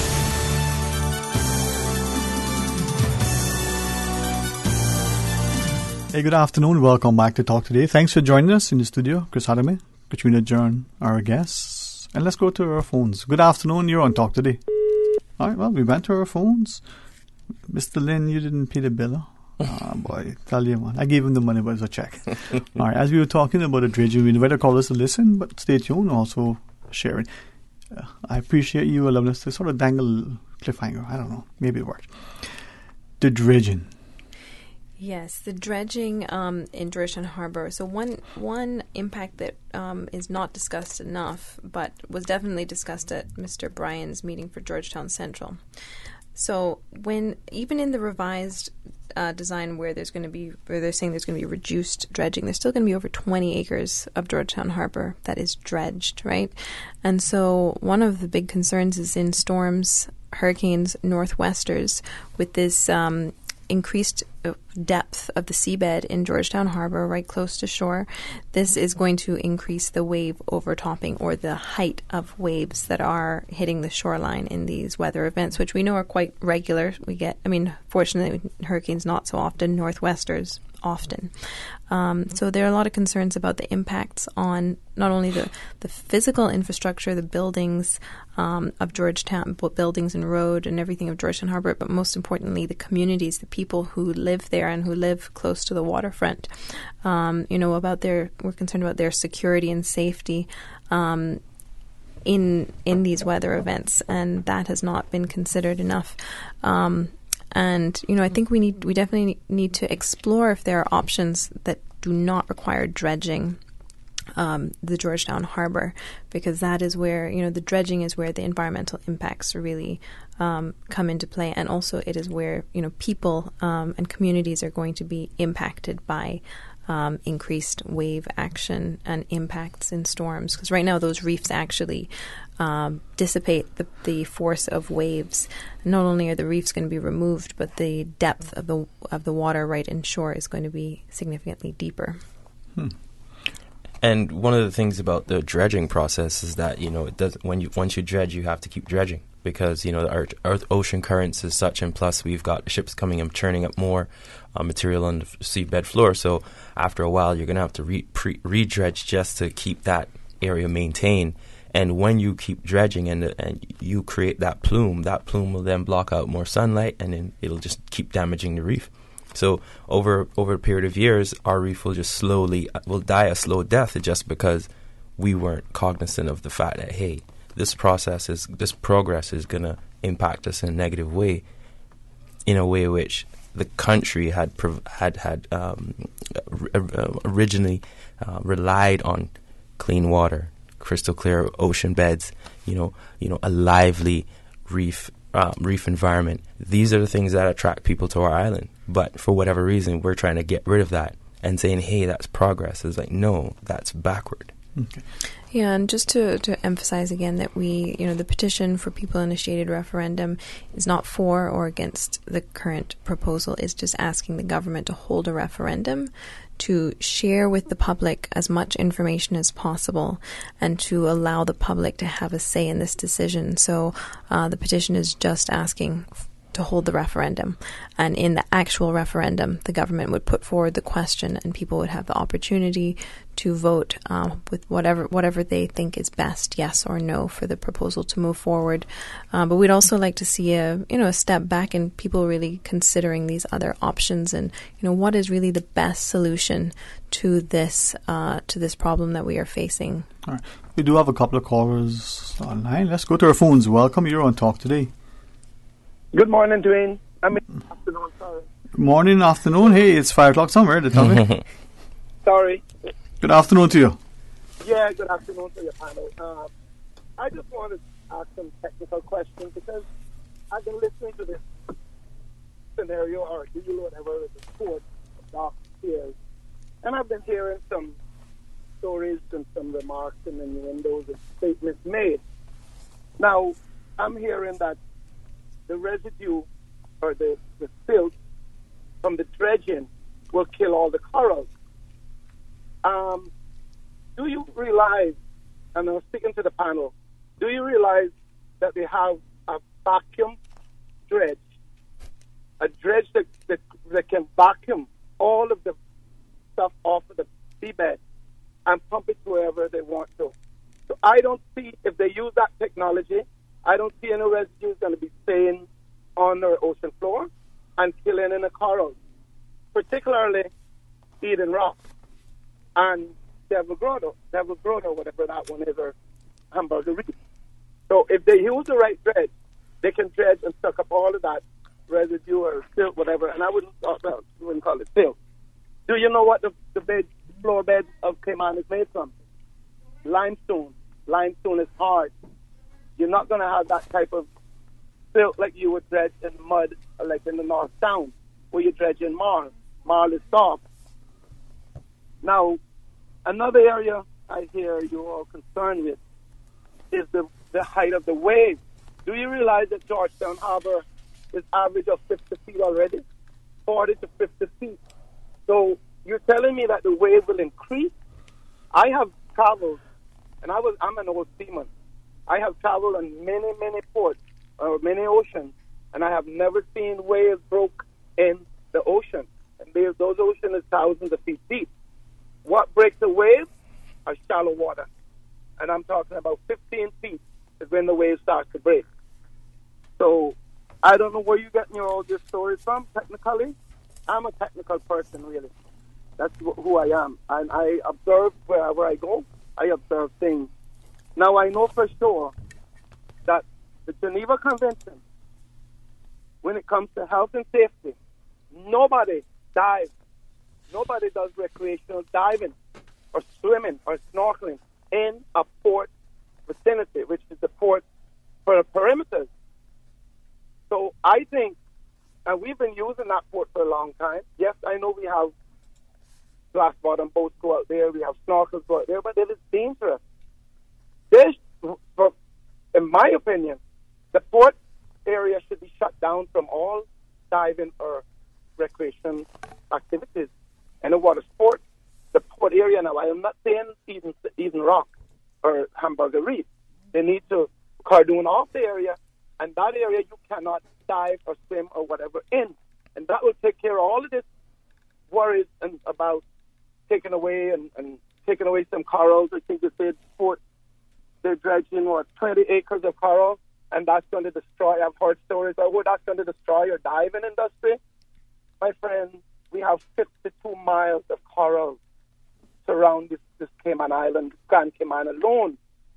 Same corals, more corals than what you have in Georgetown Harbor surround this island. I don't know if you guys been snorkeling, spearfishing or what, but I've been in that water from back in the 60s, spearfishing all around this whole island. And there's more corals out there than you can dig at.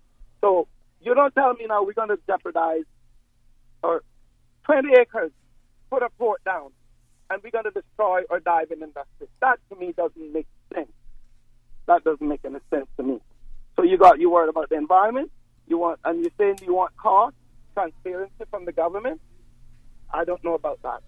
But I tell you what, when it comes to the technical aspect of it, I don't hear anything that you can convince me that dredging and that pier out there would work. I haven't heard you say anything so far. And about the sand going to come off from 7 Mile Beach and come into the harbor because we're making it 20 feet deeper. Why is it traveling there now? The harbor is up to 50, 60 feet deep. Why isn't the sand leaving the 7 Mile Beach and coming into the harbor or eroding or 7 Mile Beach? That's the question I want you all to answer me. Tell me why you think that will happen. What will cause that to happen? Because I've done my researches, and there's a dredging that's going on the west coast of England, similar to what we want to do out there. And nothing changed. The current hasn't changed, the tide hasn't changed, and the wave hasn't changed. And there's no erosion.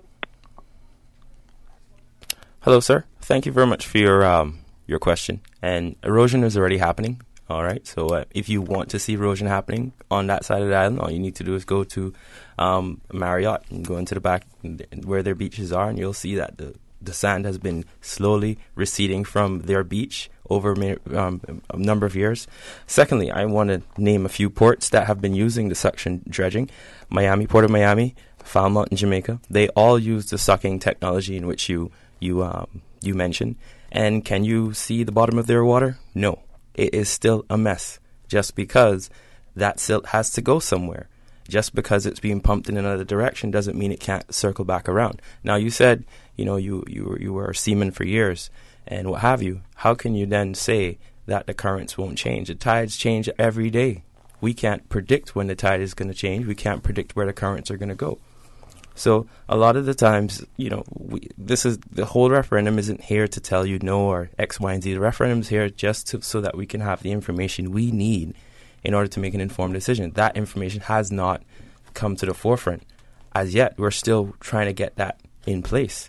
I'm glad that you brought up the certain contracts about the dredging. And also, sir, thank you very much. I mean, we do want to get all the information on the table. I'm not a technical expert in this field. And what I've said about the silt and sedimentation and about the wave action, I'm taking from reading of the environmental impact assessment and the level of silt and sedimentation, which they have carefully modeled the studies, and they've looked at the impact of during construction of the silt, and they've also looked at and modeled the impact of the silt and sedimentation after dredging, just through daily use of the port with cruise ships coming in and out, and it's a certainty that dive sites that are right in the immediate area of the dredge pit, they're not in the dredge pit, but they're just outside the dredge pit, such as Eden Rock and Devil's Grotto, they will definitely be impacted significantly by the silt and sedimentation. And even if they do their very best efforts to mitigate as much as possible, it's never been done before, as far as I'm aware, in a delicate tropical marine environment where they have actually managed to dredge, do a significant amount of dredging on this scale, and also maintain the health of the coral reefs in the immediate area. I mean, I think it's more of an uncertainty if the silt will impact like as far up as Sunset House, or to what degree will it impact that far up. But it's definitely, I'm relying on the EIA here, it's a certainty that the coral reefs in the immediate area will be impacted. And also the silt and sedimentation, it's a matter of how much, the level that there will be, but there will definitely be some significant residual silt and sedimentation that will get churned up every time the ships come in and out. And so that will, it's going to definitely affect cruise ship tourists, particularly who only have 4 hours on the island, 4, maybe 5 if we have the pier. They don't have time to go to a lot of the other diving and snorkel sites. So right now, the main option for them to get in and see our marvelous underwater marine environment is right in the area of Georgetown Harbor. So it's not that we do have other dive sites around the island. It's just that when we're looking at our cruise tourism industry, this would be destroying the majority of cruise ship tourists' opportunity to experience the marine environment in Cayman through snorkeling, scuba, snuba, all of these activities. We would be significantly reducing the options for them to have that experience, which is, that's our pride, and it's a real gem to have that option for cruise ship tourists to be able to step off the ship and get in a few minutes into the water and to experience our beautiful coral reefs. So I think that is kind of more of the concern. We do have a couple of other callers online. Respectfully, just join your callers. Hey, good afternoon. You're on Talk Today. Good afternoon, Sterling. Good afternoon. Hey, I'm just calling in. I'm not one of the callers. I don't call every day or on everything. But to tell you the truth, I'm stuck to this situation here now. Tired of hearing it. It is the stupid situation that our government is putting us into as Caymanians. And I'm happy about those younger Caymanians that has now taken up the baton and is running ahead of us Caymanians that do not want to talk. I appreciate them, and I'm asking them not to be discouraged. The caller before me, he is pure ear. Don't let him blow any of that stupid ear at you guys to throw you off guard and let you stop. Continue doing what you're doing. There are many of us Caymanians, older Caymanians, that would love to be doing what you're doing, but guess what? We sit down and we just took what the government gave us. This is wrong for them to try to drown off the Georgetown area. You hear? And that caller before, I don't know if you can remember when there was a problem with the construction building that locals weren't getting any work. He was one of them that was, yeah. And then after a while, the yeah stopped. Why? When we checked it out, he got a job. Somebody gave him a job. So he's working. He doesn't care. Right now, guess what's happening? He's getting yeah again, but he's getting money to yeah. Do not listen to that caller. That caller has a problem, and he needs to go back. He said he went to sea. I think he was sleeping when he was a seaman. Reasons are, he's still asleep now because he doesn't know now it's afternoon. He said, good morning, just now when he got on the line. Don't listen, continue. I applaud you guys, and I am signing. Whether it's for just to get the what you all want, or it's to say, no, that's what I want, is no. And if they continues with this thing and puts us in any problem out there in Georgetown, I can guarantee you there is going to be a war. Yeah, it's going to be a war. Bye-bye. Thank you, Mom. Thank you, ma'am. Thank you. All right. Could we take the other callers? I mean, let's go to the phone. Say good afternoon, you're on Talk Today. Hi. Good afternoon, sir. Afternoon. This is Johan Moxham. How's it going, guys? Hey, good afternoon, Johan Moxham. Just really quick, I want to dive straight in and just say, on behalf of the thousands of concerned Caymanian citizens who have tried to follow this, who have signed the petition, who have asked questions publicly, who are expecting answers from our government, I just want to say thank you to Mr. Trina and Mr. Chris there for joining the fight, publicly speaking out, asking questions and raising legitimate concerns.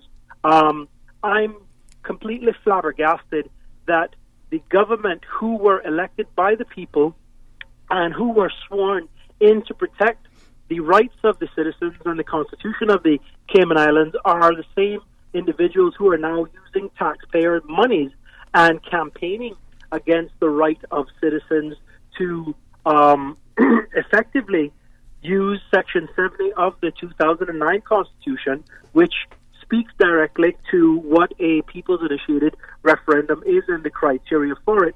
So I'm just completely floored that people can tell you that they're working for you when, in fact, the principle of democracy and the right to speak, ask questions, and hold the government accountable, those same individuals are using your tax-paying dollar to run campaigns against the initiative, to tell people and to scaremonger and say that no one should sign the petition. I'm talking elected people from the Speaker of the House who should maintain some form of objectivity, but apparently that's not in the rule book that he got, down to the freshman politician who thinks that suddenly this was a good idea when for 10 years as radio personalities they had the same concerns that everybody else has had. If the government had answered and dealt with this situation by publicly sharing the information, not with the select few that they've done, but I'm talking with the wider general public, perhaps we wouldn't have Mr. Trina and Mr. Chris and myself and others asking questions in the way that we do. But the government have failed, and that's why we as citizens are exercising our democratic rights.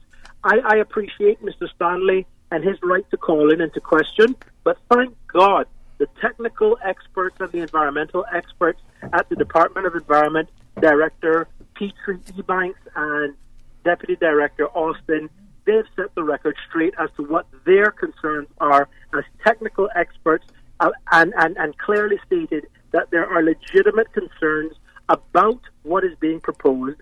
The fact that the EIA is incomplete, these experts have shared with us what they think are real issues that the government has failed to answer. So I guess that should mitigate whatever Mr. Hill has said, but in the spirit of democracy, he's allowed to call in and ask his questions and to share his views. But having an opinion is one thing. Not reading the reports and understanding what we're talking about is something completely different. But having said that, the spirit and intent of what is going on, it is a wonderful thing to see so many different types of Caymanians, every color, shape, size, from every district, multi-generational, new Caymanians come together out of love for Cayman, out of wanting the best for Cayman and wanting to protect Cayman. So I just wanted to thank you, Dwayne, and Radio Cayman for facilitating these sort of conversations, and for the hundreds of volunteers and for the thousands of people who have signed the petition. We are nearly there. The government will have to respond and answer to us, because that's how people power and democracy works. Thank you so much, guys. Have a great day. Thank you too, sir. And respect for the third guest. One final call, I believe. Sure. Hey, good afternoon. You're on Talk Today. Good afternoon. Good afternoon. Good afternoon. Good afternoon. Good afternoon. Hello, my name is Emil Levy, and I support the referendum. I do not support them putting a dock in Georgetown that has the potential not only to destroy Georgetown, but the neighboring 7 Mile Beach and more. The people that is proposing this dock in Georgetown, they don't know diddly squat about our island or about the effects of storms and hurricanes and wave actions, especially in the Georgetown area. These people is just after one thing and one thing only, and that is money. We, the people of the Cayman Islands, have been through a lot on this island in the years promoting tourism and bringing it up to where it is. Georgetown Harbor has been the principal fish to help us. But if they dredge Georgetown, they will leave a destructive path, because anyone that is a real full-blood Caymanian like me knows the deeper the water, the higher the waves. The environmental impact damage that will be caused by them dredging Georgetown will be irreversible. Listen to the elders, Mr. Moses, and the rest of you that wants to put this dock in Georgetown and flood us with these Chinese. Listen to the elders. We do not want the dock in Georgetown. It will destroy a lot of our beautiful island, especially the dive sites. Listen to what the callers have been saying that's against the dock in Georgetown. Please put it in Red Bay spots area if you're going to put a dock, but do not destroy Georgetown Harbor. Divers, swimmers, snorkelers, that's the only place the Georgetown has got to go. When we destroy Georgetown, what will they say when they destroy the harbor? Sediment, damage from the ship's propellers that will turn up the sediment, and much worse, a hurricane will come and perhaps destroy what they build. We have lost again. Where will the mega ships go? We need to be very wise, Mr. Moses Kakano. You asked my advice on this. Here is my advice back to you again, Mr. Kakano. Minister of Tourism, do not put that dock in Georgetown Harbor. Once again, for the people of this country, call in, support the referendum, do your democratic duty, and do not support that dock in Georgetown. All callers that has called before, supporting the referendum, please continue. You're doing a good job. Thank you. God bless. And for the news media and the talk show host, thank you, guys. Thank you, sir. Thank you very much, and to our listeners, and thanks to our guests for joining us. Perhaps as we close our discussion, any thoughts you may want to leave? We got a few minutes left, but... Thank you so much to all of our callers. Thank you to Mr. Levy, to Mr. Moxham, and the callers before. I think we're already having a lot of success at this stage, even before we get to the referendum, to have so many people engaged, and more people who, people like the lady who called earlier who said she doesn't often call in. But this is an issue that has definitely is weighing deeply on the consciousness of most Caymanians. It's something that we're extremely concerned about, and I think it's wonderful that we're all coming together on this issue, and we will, our voices together will make a difference. And I just want to encourage everybody, if you have not yet signed, your voice counts, your signature counts, and we will make the petition as accessible to you as possible. You can call us and we will come to you. We'll be at Hurley's tonight and on Wednesday night, probably Friday night also, and on Saturday, and all of the other locations that the petition is available at. And you can call 938-5876 and we will arrange to bring the petition to you. But just encourage everybody to have your say, to be a part of this very important decision, whether you support a pier in Georgetown Harbor or not. This is about everybody coming together, everybody having a say, and everybody moving forward together to ensure that we have the best outcome for our country. And the same, I want to thank everyone who's supporting it, the cause. Even if you don't support it, like Katrina said, we want you to have your say, even if it's a no or a yes vote. And just in closing, I would like to just say, what will be left of the next generation if we make the wrong decision today? What's going to be left for them? I just want everyone to really think about that. These decisions happen so very quickly, and we don't necessarily see the impact right away. So when someone tells us, hey, there's going to be a negative impact down the road, we have to think about the next generation, because they're the ones that are going to benefit from the decisions that we make today. So tomorrow is just around the corner, and I just want to petition everyone to really think about your decision, think about what's being said, listen to the individuals talking to you. If they actually give you a chance to respond, and that person is actually trying to give you information, but the people that want to talk at you, you have to be cognizant of those individuals too, because the people who just want to talk at you and tell you what they want to hear, they are driving an agenda. And I just want everyone to understand that your voice is important. It may be just one signature, but we all know it only took one straw to break the camel's back.